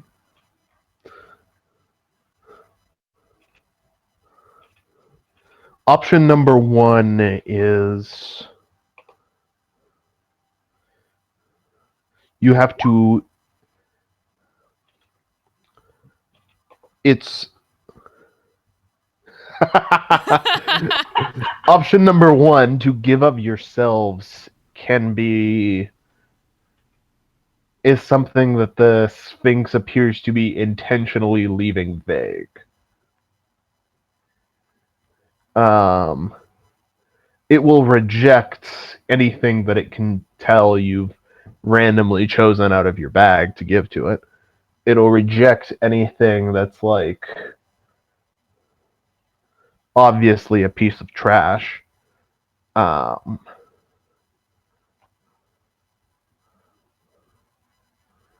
it asks for you to give it something of value.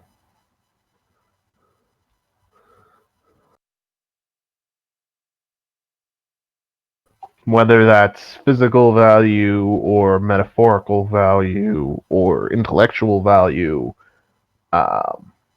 is up to, or whatever other kind of value you might attach is up to the giver.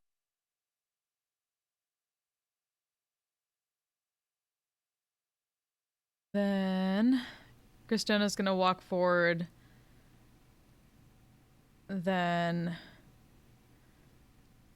reach to holster at her side, remove one of daggers, bring it up, pull forward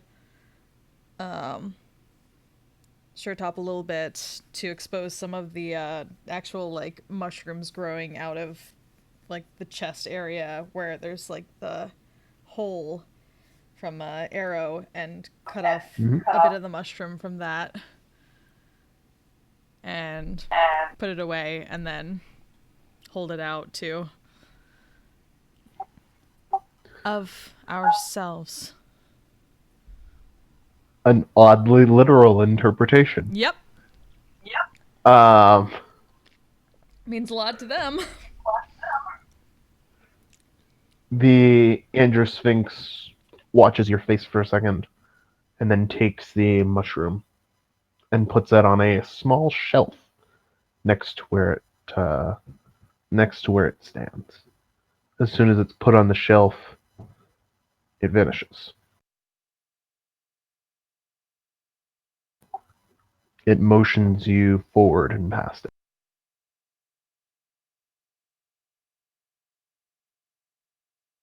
Word.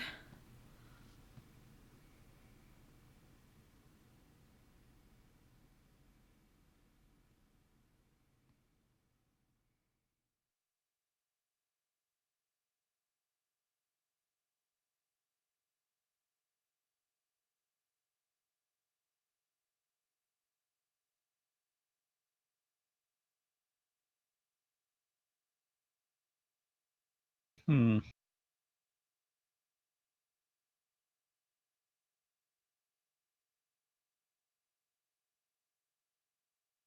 See, the awkward part about this is that Cristona didn't explain that to us. So all we saw was her cutting off a mushroom and giving it to him. Sorry, wait, did that not go through? Shit. I tried to say that. I tried to say that, explain that to people, but apparently my microphone is not.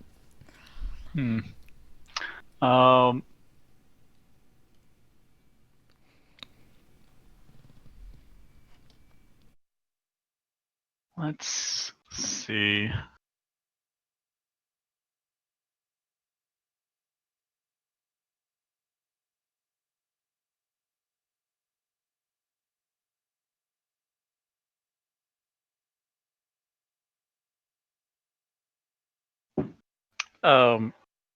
I'll pull out my painter's tools.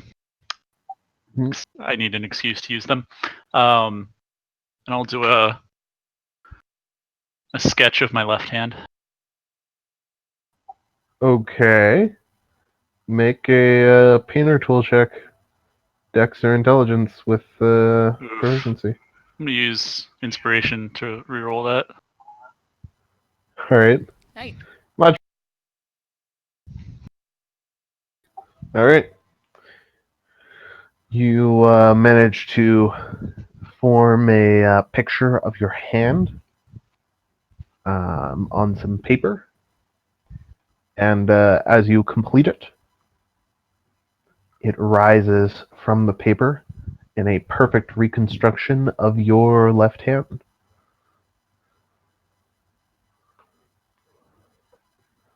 What is I with will- us in body parts?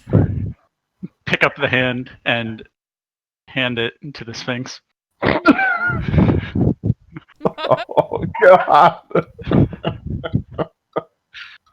Did not mean that to be funny. Horrible. That's horrible. But I approve. The Sphinx takes your hand, looks weirdly at it, puts it on the shelf, and motions you forward. Your hand replica looks or disappears.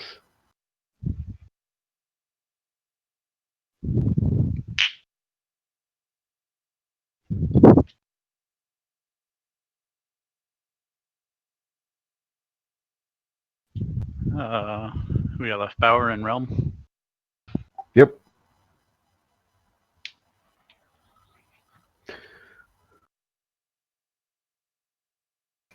Based on seeing what Sadok did, I will get out a piece of paper. My very best to the Gino Sphinx Bower. And then hand it to her. Autograph.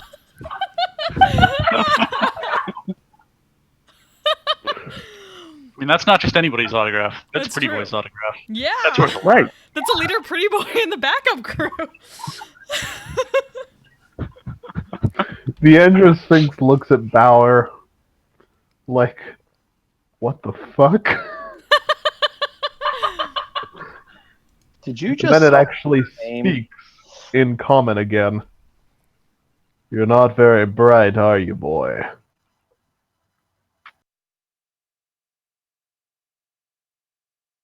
Are you saying it's not valuable?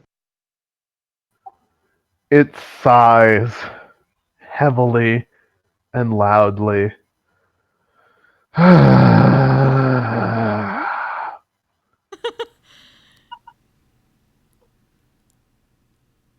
just go. I also love how you wear down the ever-knowing avatars. Just go. They don't want to deal with your shit.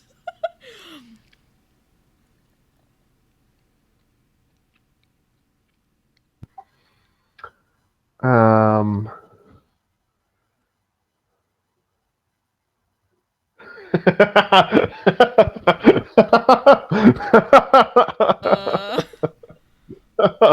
Oh, I just had a horrible idea for what Realm's gonna do to this thing. Oh Or do boy. with this thing. Let's see.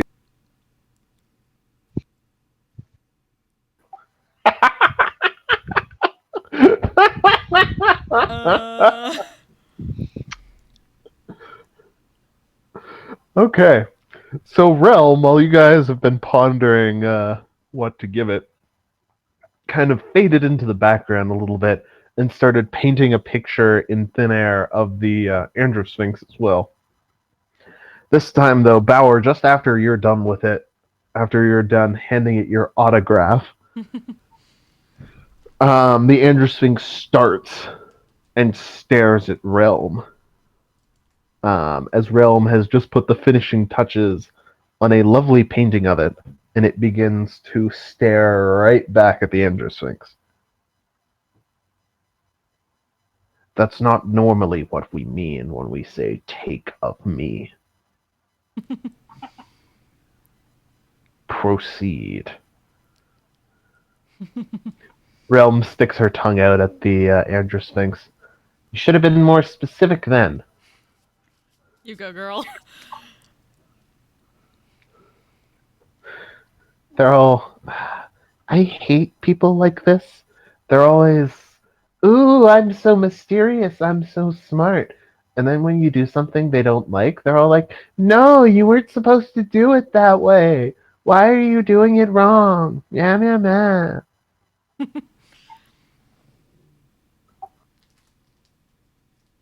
It would Yeah, be to sounds everyone's accurate. benefit if one would be more literal and descriptive with their desires.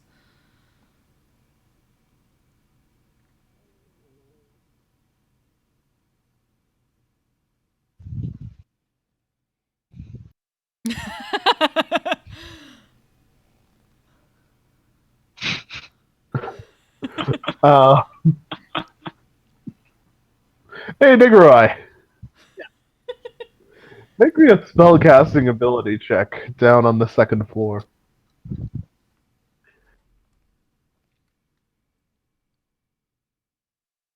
Alright. Enudarin has cut himself.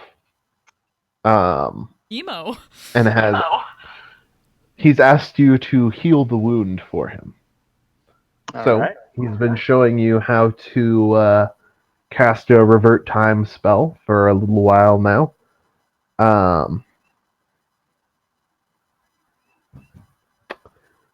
And you succeed. Roll 2d8 plus 5. Or 2d8 plus your charisma mod, whatever that is.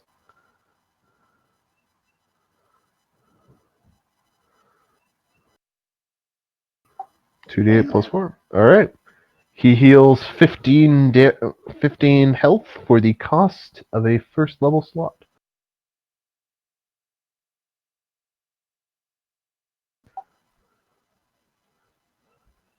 Diggeroy, you watch in amazement as you say the words and picture the threads of time. You make a little motion with your hand and pluck one of them and pull it towards you a little bit to revert the injuries that Anudaran has suffered. And they knit back together as if they'd never occurred before your eyes. The blood no longer stains the carpet. The pain no longer remains on Anudaran's face. The wound was never there. Congratulations! You've cast your first chronomancy spell.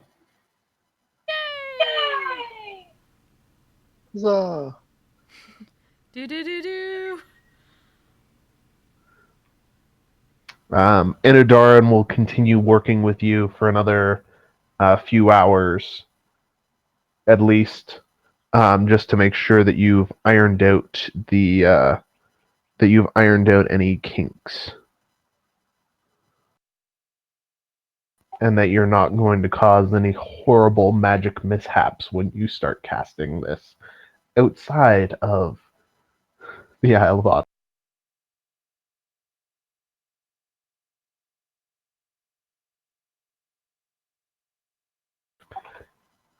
As he's reviewing some stuff with you, he starts rambling on about his research or his most recent research in astromancy.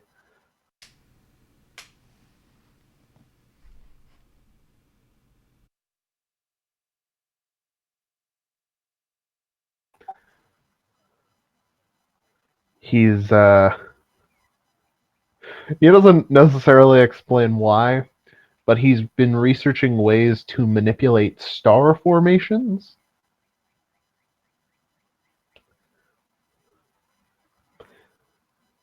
He doesn't explain why this would be useful or why he's doing it at all, but Just it's cuz. something. That's the best reason to do anything. Yes, exactly. And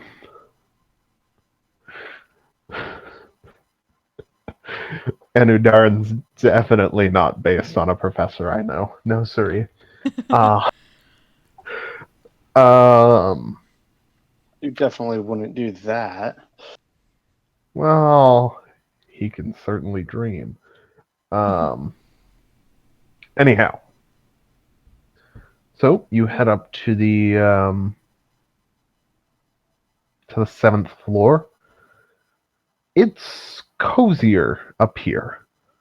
It's a little bit darker. There are much fewer people here than there were on the lower 6 floors. Not too many people attempt the Andrew Sphinx's challenge.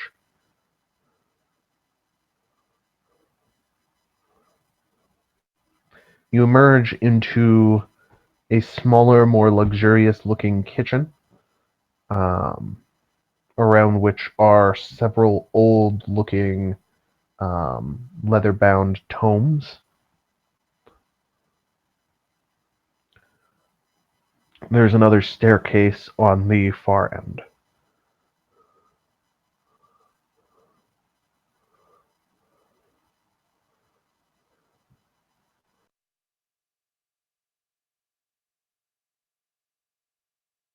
I think we're still heading up, right? Yeah, I think so. You still haven't met Avia. She's on the ninth Ninth floor. floor. Is that right? She's on the 9th floor. The third floor. Of course, these Very well. floors aren't based on levels of magic. No siree.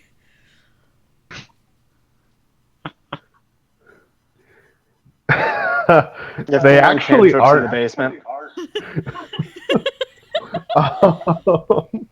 If you'll You mean believe they me. weren't?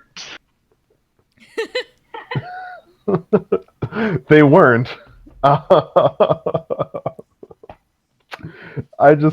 said there was 9 because 9 is 3 threes. So 9! Oh God. I wish I'd thought of that. That's so much better. The most frustrating part of being a DM when the players have better ideas than you. God damn it, guys. I know, All right. we're the worst. Bauer is literally the worst. The other 3 of you are close seconds, though. Almost literally the worst. I feel like that should be my new title. Right? Literally the worst. Turtle Flipper and literally the worst. Bauer, literally the worst. Bauer Kuma Speck, Turtle Flipper, and literally the worst has come Esquire. to meet His Majesty.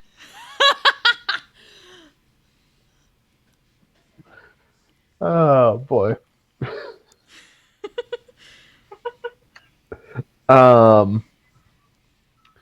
Righto. The 8th level is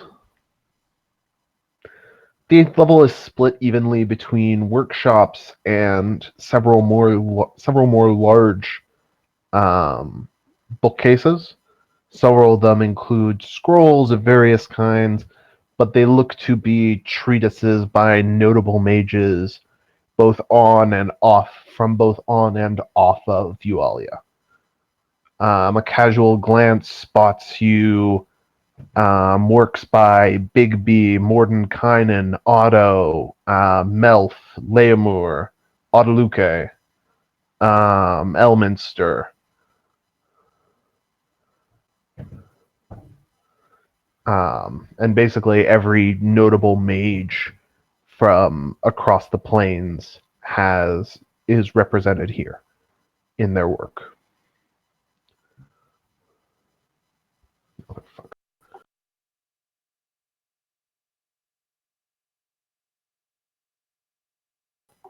But the 9th floor awaits. Da-da-da. One more floor up. You're greeted with a row of 9 doors.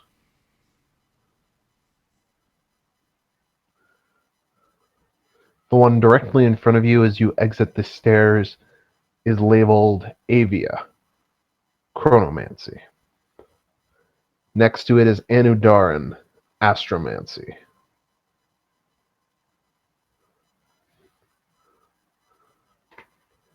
All right.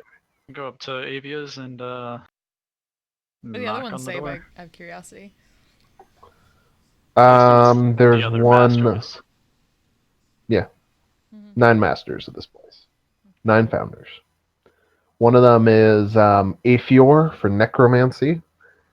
One of them is Lidal for enchantment.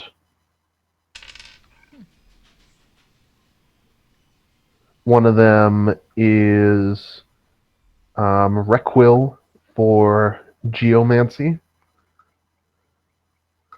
Another one is Netarish for aeromancy. Do you want all of them? I mean, you got most of them at this point. Yeah. That's 6 of them, all told. So Let's see. Where are the other ones? I'm checking my notes. You have a door for illusion, Roras for evocation, and Thamari for artificery. So, just to be clear, for illusion, it was a door with a door on it.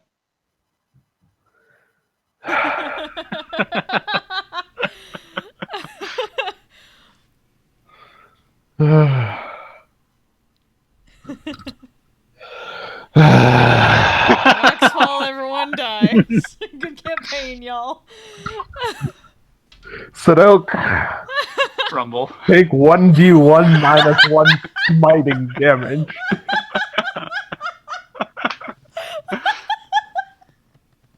You fucking jackass! Would that also constitute a rumble? Yes. The skies rumble around you. As a tiny little bolt of lightning appears next to your head and zaps you for that. Your nickname is now Jackass. You jackass.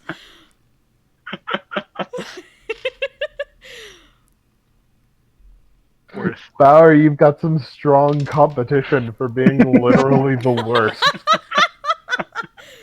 You better find something terrible to do or Sadok will overtake you. Rumble. It's funny you are now challenging me with this, but okay. I know what I'm doing, I think. Do you? Do you? Probably. You know not what you have Maybe. wrought. Anyway, go up and knock on Avia's door.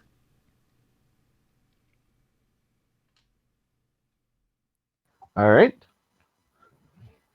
The door swings open at your knock. Inside a mostly dark room is what appears to be a young woman sitting behind a very large oaken desk. The room is filled with clocks. Some of them are running backwards, some of them run at erratic paces. A few of them are continuously rotating at very high but consistently forward rates. Behind her deck, I almost said behind her deck, behind her desk, there are 3 clocks that are ticking precisely in unison, um, and are set to the same time. The only illumination comes from the faint light given off by each of the clocks in this room. She is clearly in the midst of writing something at her desk, but waves you in, and conjures a set of chairs in front of her desk for the 3 of you. 4 of you. Realm is still with you. Yep. I'll sit down. Yep. Sit down by Sadok. Without looking up, she asks the 4 of you, "So, what are you here for?" To free the Silver Breeze. Why? He's been given leave for parole.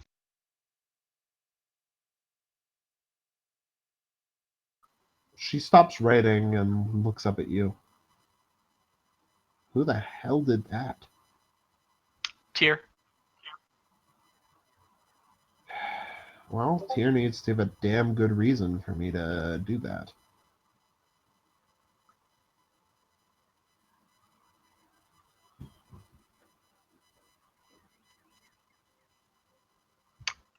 Why does he need that asshole so badly?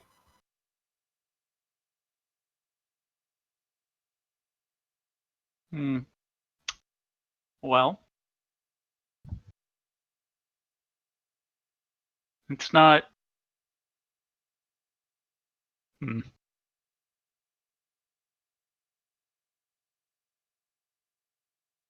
Justice is not always a matter of what is needed, but what is right. That said, there are various events occurring in the outside world at the moment that the Silver Breeze might be able to assist with. There's always events occurring in the outside world that he might be able to assist with. Yes, well, Till the events that outside world will no longer exist. That is.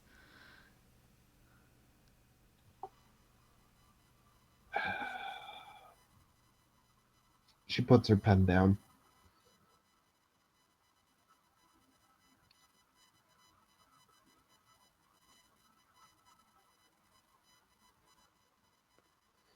If the outside world of Yualia stops existing, the 9 of us will get together again and we'll teleport this place somewhere else.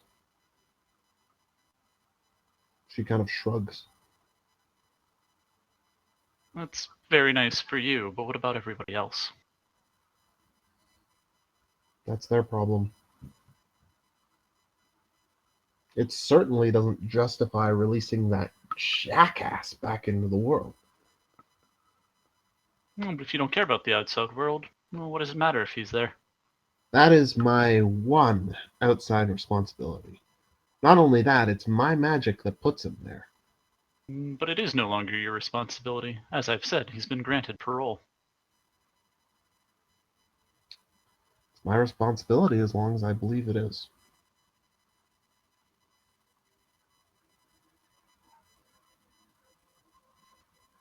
Time is my responsibility. Every fucking thread of it is my responsibility. If Yualia blows up and takes everything... What year is it right now out there? What year am I in right now? Tell her the year. Oh, okay. Why the hell do you have your knickers in and out then? It'll be a couple 100 years before anything starts blowing up out there. Well, not if Nolan has anything to do with it. Well, yeah, but Nolan, unless you do something incredibly stupid, probably won't be finding the focus for another 50 years or so.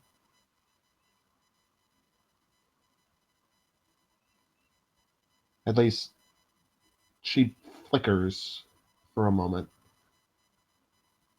No. 52 years.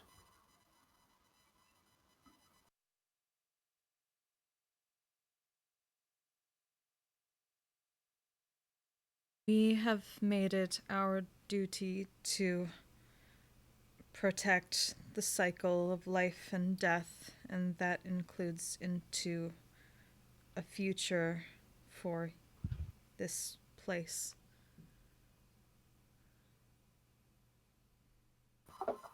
Cool.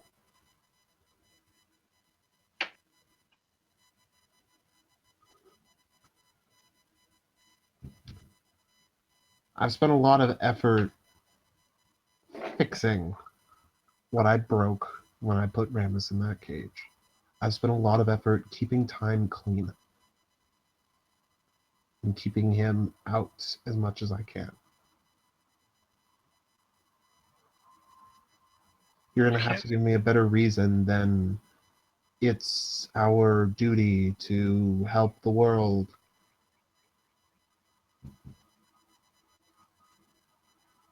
I've seen how this ends.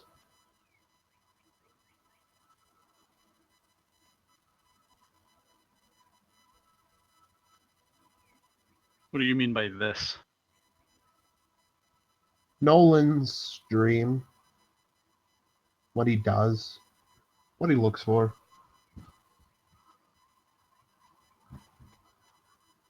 Without further interference from what you guys keep doing, I've seen how it ends.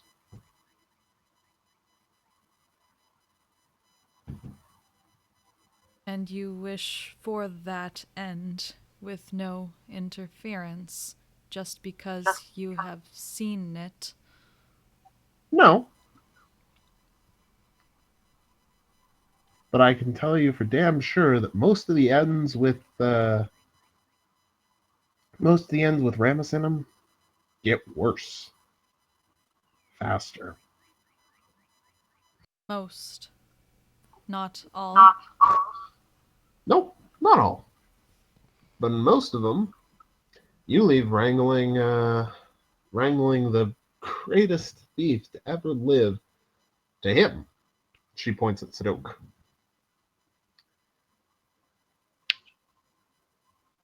Not just to me. Well, you're pretty good. But you're not him.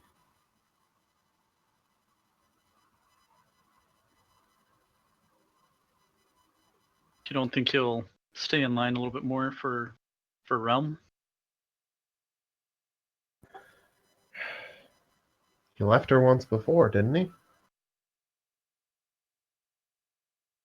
Yes. But one hopes that we can all learn from our mistake. He wasn't exactly the kind of guy to do any sort of learning.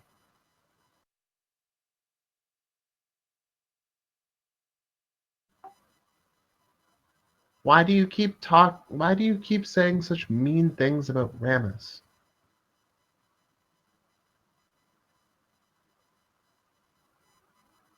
Because Ramus was a shitbag kid. Simple as that.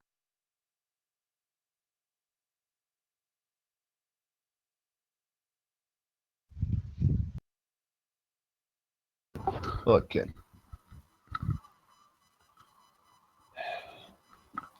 I appreciate that you've taken this as your duty. That you think it's crucial to save the world here and now in your lifetime. Oh, it's not. But it is the right thing to do. Sure.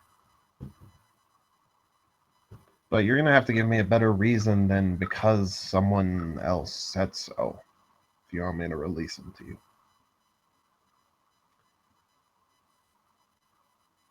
That Again, it's the never right ends. thing to do.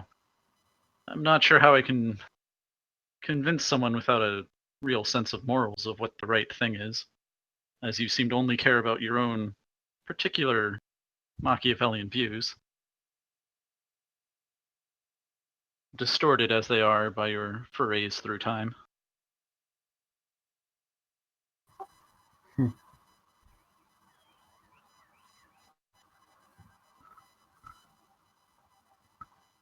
Maybe.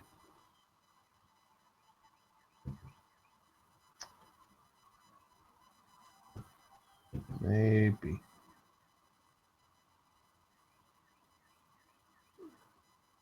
Still stands though. Unless you can give me a good reason for why he leaves. You know he fought for Nolan in the war? Nolan after ripping out all the good chunks of himself. Nolan without compassion.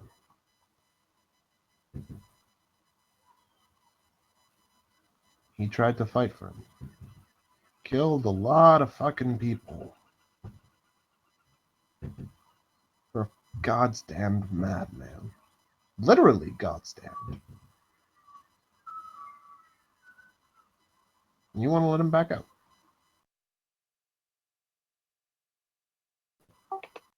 I believe I've made that clear, yes.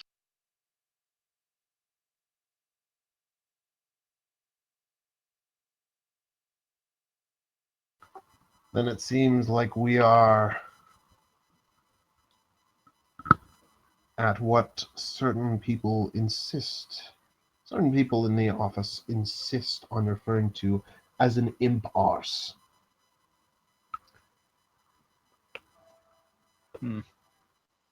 Nolan, do you have any suggestions here?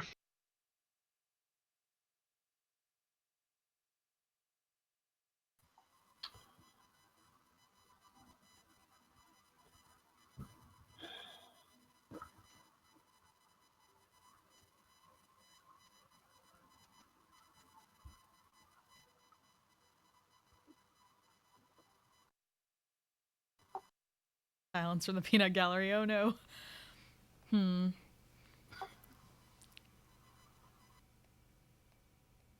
Nolan almost certainly has a suggestion. David is trying to figure out what that suggestion would be, however. Out Also, of I character, will- you could ask her what she would consider That a was good, actually what a I was good reason. considering. I was considering asking that because I wanted to hear what Nolan said first. I didn't want to interrupt Also, her that thought. would have been out loud, so she can hear me asking Nolan. Her eyes narrow as you do. Nolan manifests physically next to you.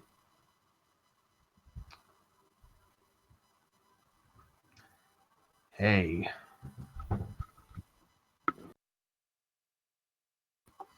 Avia. Look. The kid is maybe not the most eloquent fellow. But he's not wrong. My big me is looking to do something catastrophically stupid soon.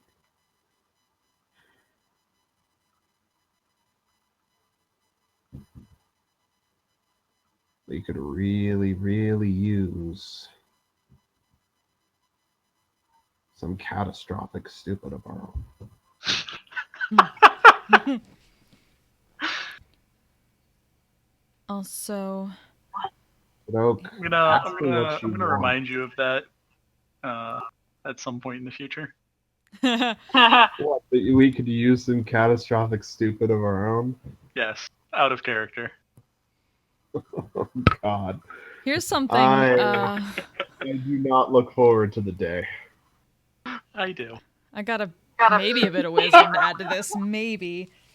Just hearing that.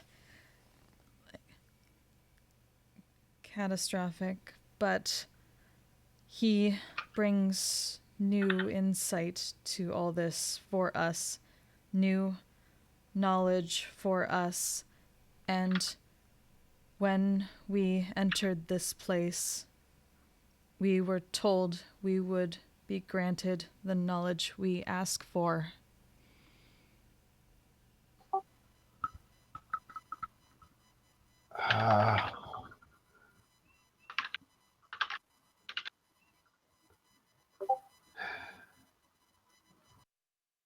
Yeah, okay, I'll pin it for the channel. um,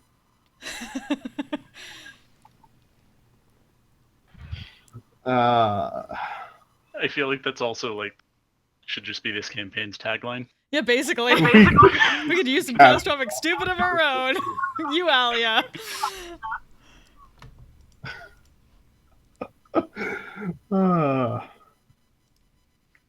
yeah, you're not wrong. So look, Yep. she almost certainly wants something. She always wants something more. She never could resist it. He kind of winks at her. She blushes a little bit, but looks angry at him.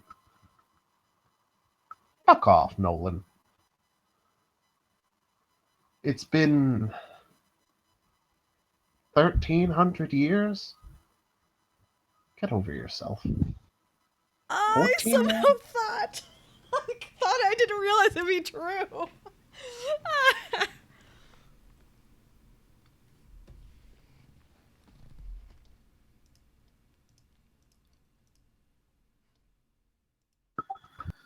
She turns to Christona very briefly. We will give you whatever knowledge we can from within these walls. That is part of our purpose. She sighs a little, trying to calm her cheeks from being so damn red.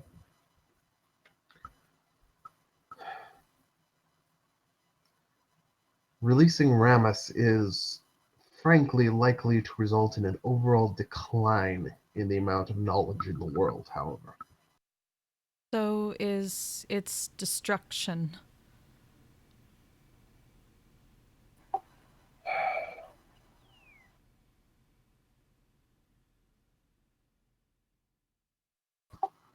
And its destruction can be averted without him.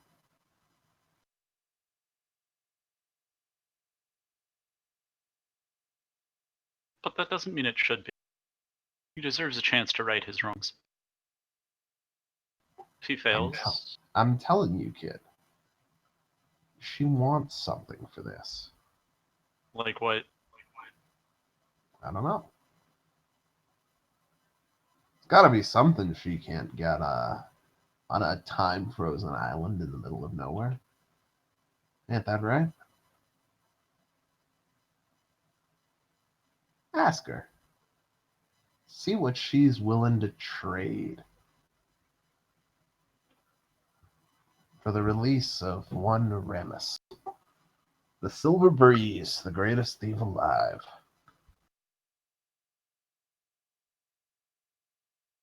Can she hear him? Oh yeah, he's manifested. Okay. She's blushing, but not responding to his. I will Not responding to raise his an eyebrow. Persundary. Well, what is it you want?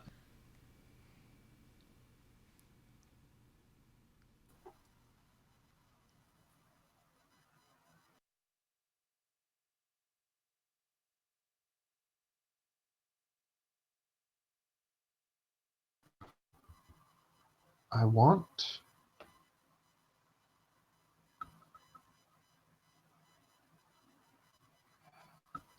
There is one thing I want more than Ramus continuing to be imprisoned.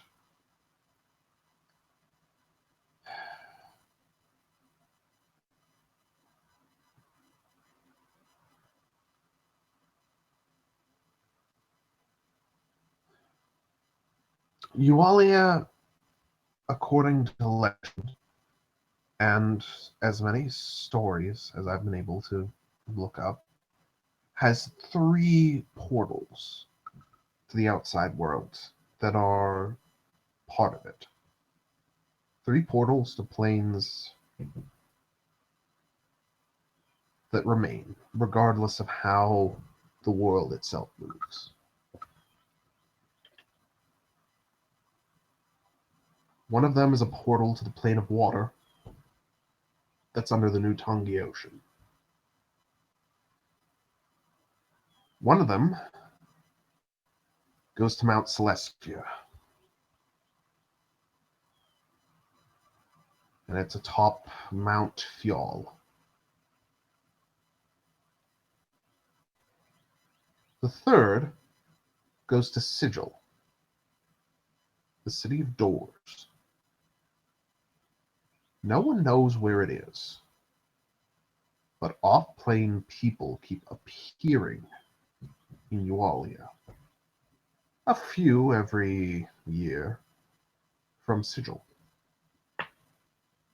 I want to know where that portal is.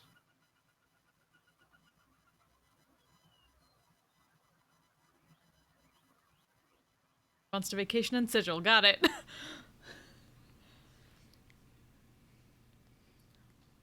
I can't find a damn tuning fork for the place. And I've never been there, so I can't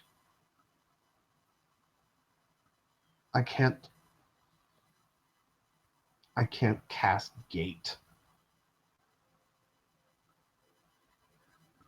500 years of trying, and I can't cast Gate. And what would you do if you knew where the portal was?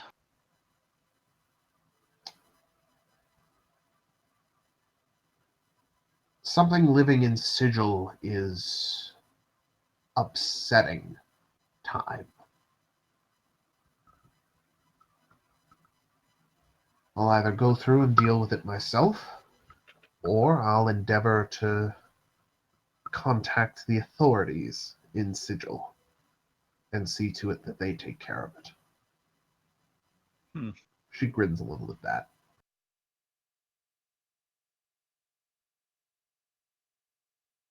Well, I don't think we know where the portal is. But, I have this magical tuning fork. Since you mention it.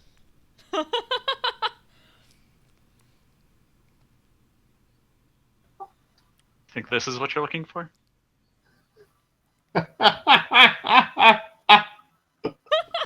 Wow. You actually remembered your MacGuffin from the beginning of the campaign. It's in This my is inventory. unfortunately... This is, well, show it to her? Are you showing it to her? Yeah.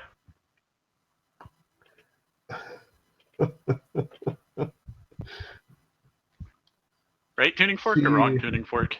Takes it, taps it, hears the notes, multiple, emitting from it. This is not a tuning fork for Sigil. Well, it was kind of a long shot in the first place. This is a tuning fork for Yualia. Oh. Weird. Where in the hells did you find one of these? I actually don't remember.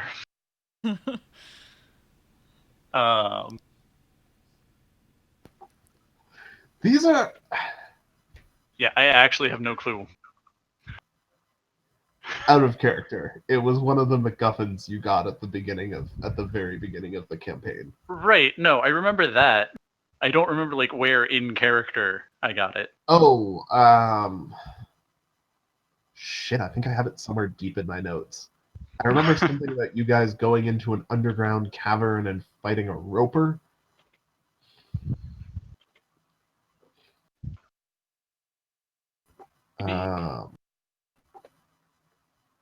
Starting notes.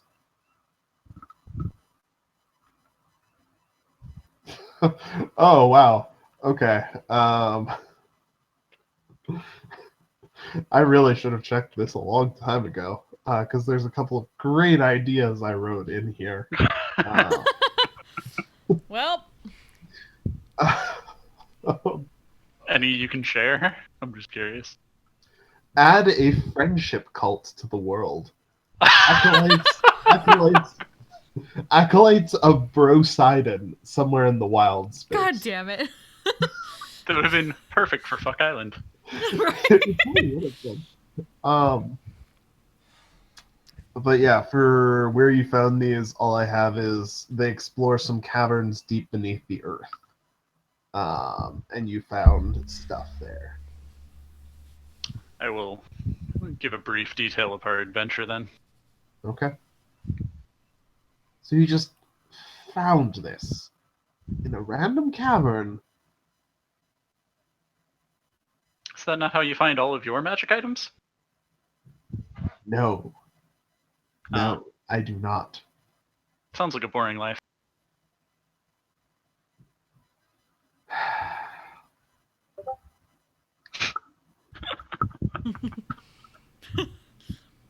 Regardless,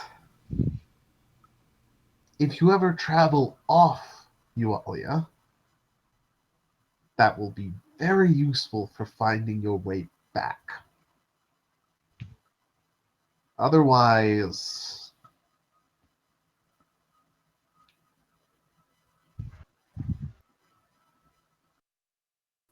she kind of shrugs. I can't use it to get to Sigil.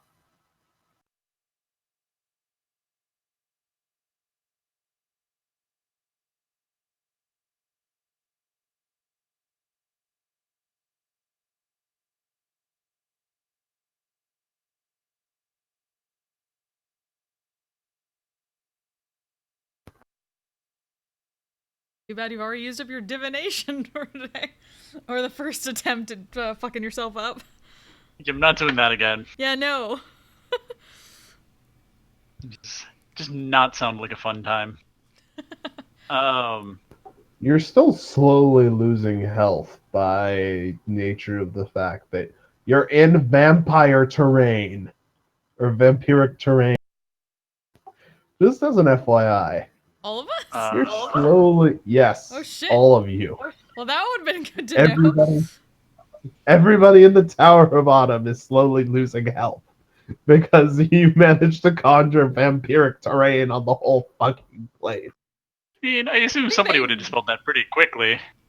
But I guess Try. Persona want to try dispelling that? Like, you're just so used to necrotic energy that it just kind of is normal. But, okay.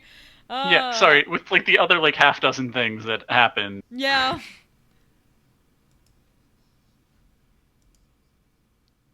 But yeah, I assume we would have dispelled that earlier than this. Especially because if not, I'm pretty sure we'd all be down. Yeah, possibly. Probably. You're fine. 17 dispels it. Before the vampiric heart gets too much. Somebody will go track that down eventually. So she wants to get to Sigil. She does. Something's hiding there that I need to kill. Also, there will be a contract.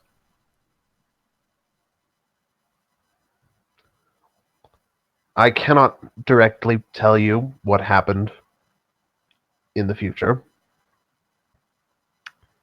or any specifics,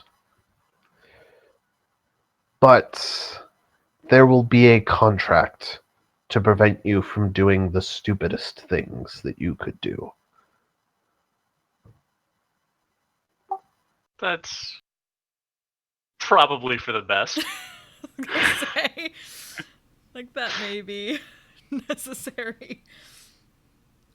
I assume everyone just slowly turns towards Bauer. A little bit of Sadok, but mostly Bauer.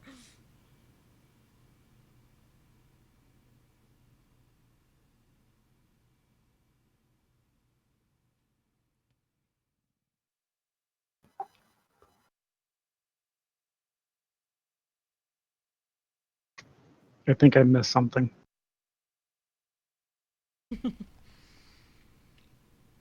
Not really. Not yet.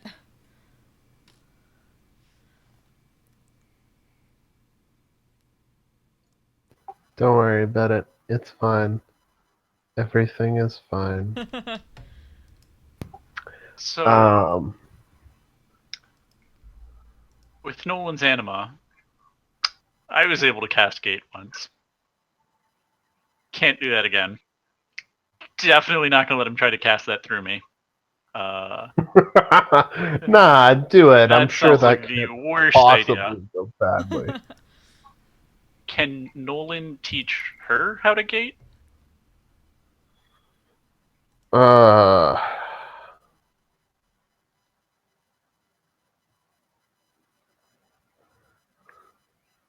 are you suggesting this in character? Yes, but privately to Nolan. Not out loud. Nolan chuckles a little bit. You saw how she reacted when I just started talking, said Oak. You think she's gonna sit there and listen to me teach her? If it means she gets what she wants, maybe.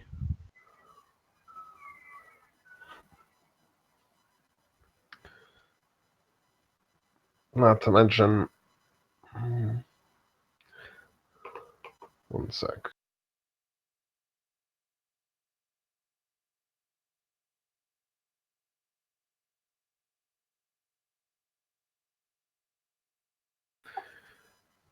He leans in closer to you. She can't cast conjuration magic. Oh, I feel you, girl. I feel you. She's never been able to. Forcing her to cast Gate is just going to end poorly. Maybe not as poorly as forcing you to cast Gate, but probably poorly.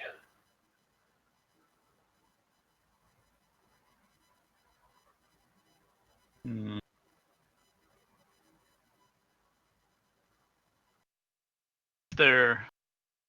Out loud, is there nobody else in the aisle who can take you to Sigil?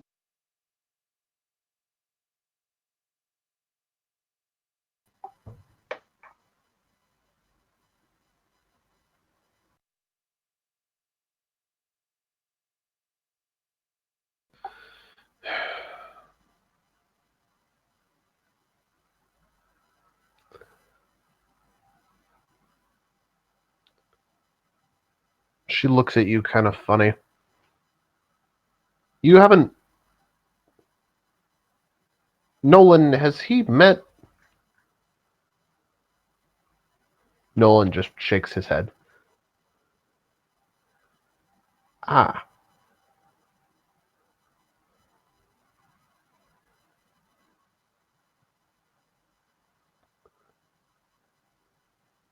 No. No, there is not. We don't have a conjuration expert here.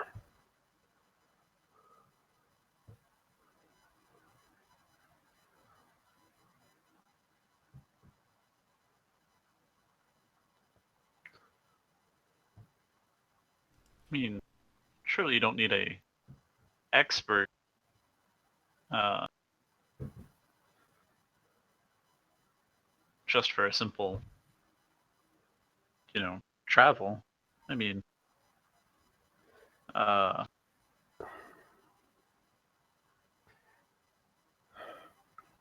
Anudaran was showing off his chronomancy skills, but clearly you're the expert in chronomancy, not him. That's...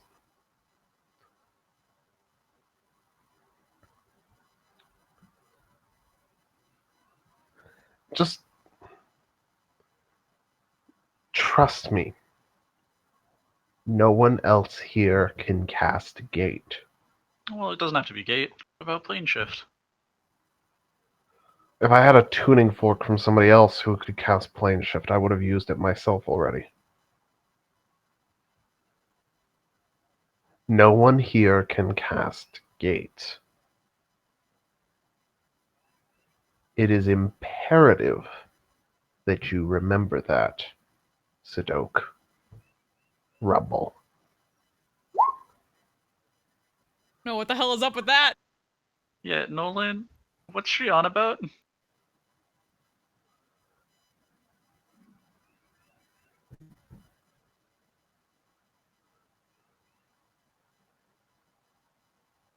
She's... Christona, she seems vaguely frightened of something.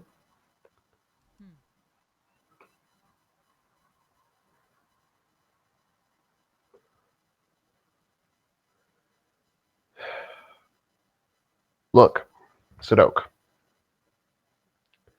Wizards live a long time.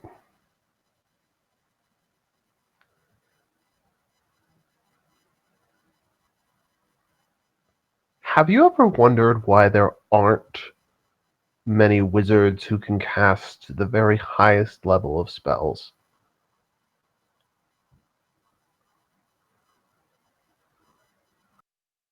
They're all insane and get put down before then? Actually, yes.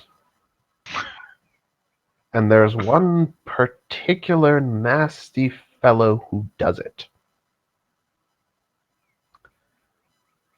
Who has very strong views on certain spells being cast by certain groups of people.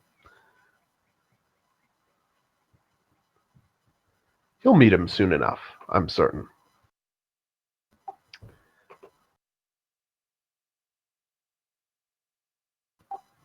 But until then, it is very important that you remember that no one here can cast Gate.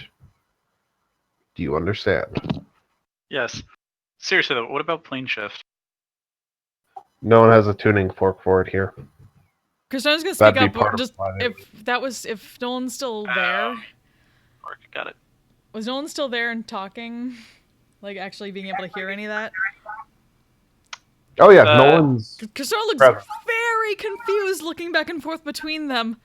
We are perplexed. Again, we were told that we could receive knowledge in this place, and yet you are being vague. And we are confused. This is one thing we can't. Nolan spirits over to Christona and leans over and whispers in her ear. He's always watching. Always.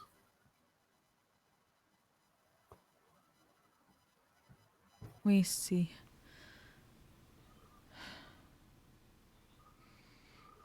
So, just curious, Nolan, why was this not a problem when I cast Gate? One, you're not a member of the Isle of Autumn, which is the one he really cares about for this. As for why that is, you'll have to ask him yourself. Two, you did it using my power and not your own. Three, you can't do it again. All very reasonable points.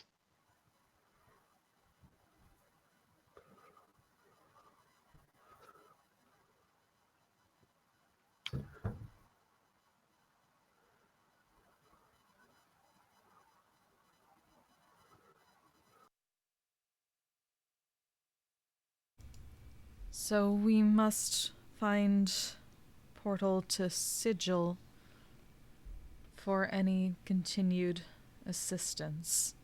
That is what it comes down to. Yeah, but I mean, if a chronomancer who's been looking for this for, 1,000 years can't find it, what exactly do you expect us to do? I haven't been looking for 1,000 years. The only time I leave the island is when I'm on a mission. I am... Suffice to say, there are those who would do their best to kill me if they knew I was looking for a way off Yualia like that.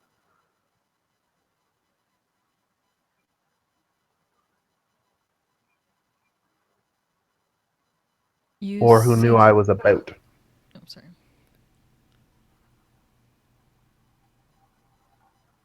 If they knew I was outside of the island doing anything that wasn't crucial, they'd do their best to kill me.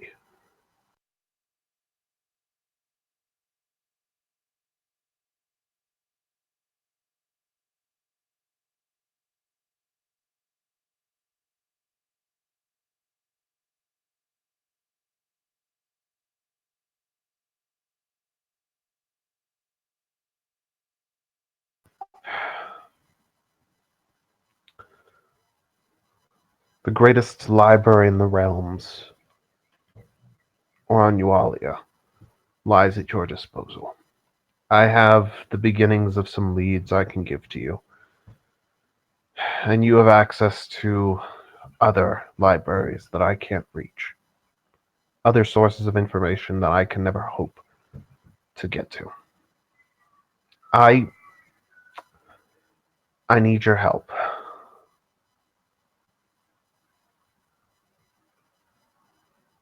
And if you help me, I'll let Ramus out. Gods forgive me.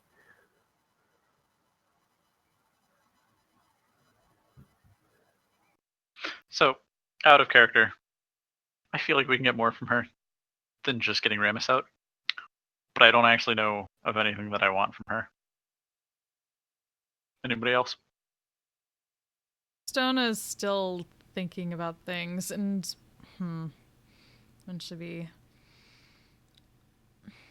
we also came seeking insight, and while we now understand that you seem not to care about this world's destruction at all, we still feel the need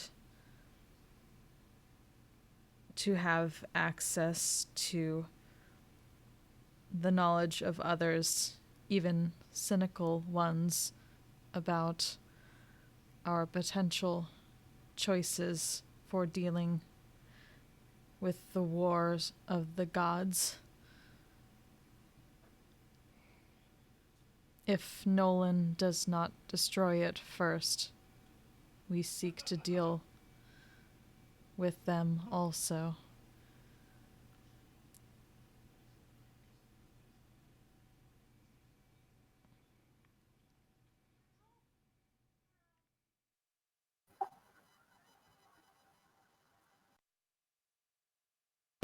All right.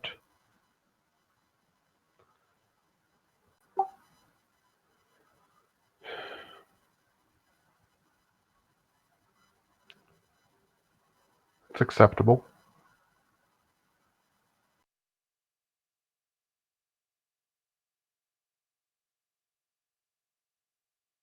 Do we have an accord? Give us your leads.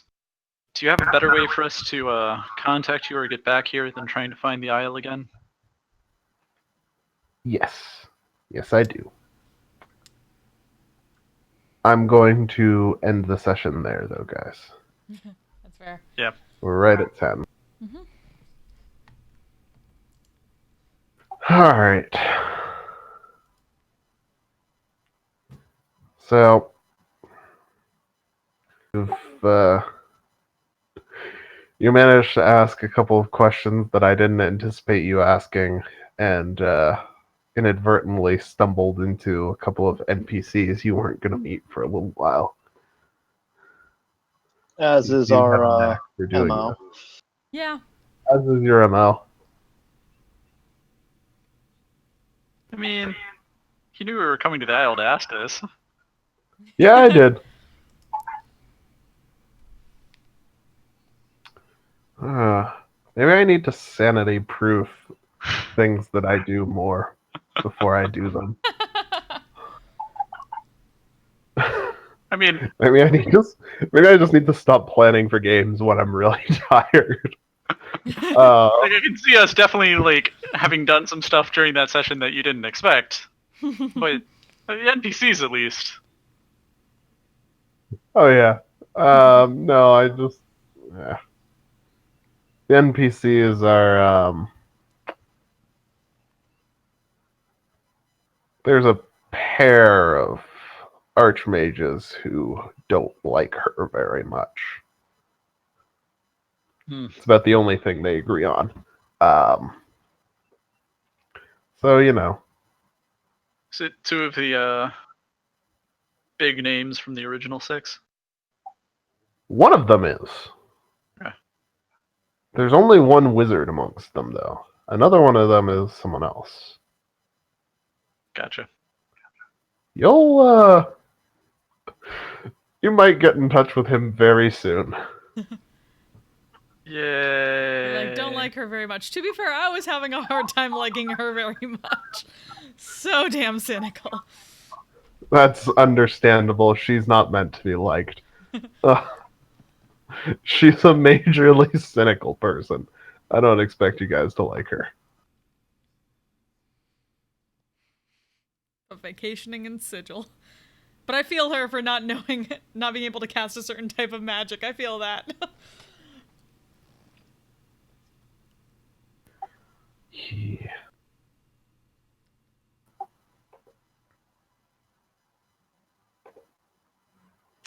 All right. Questions, comments, critiques?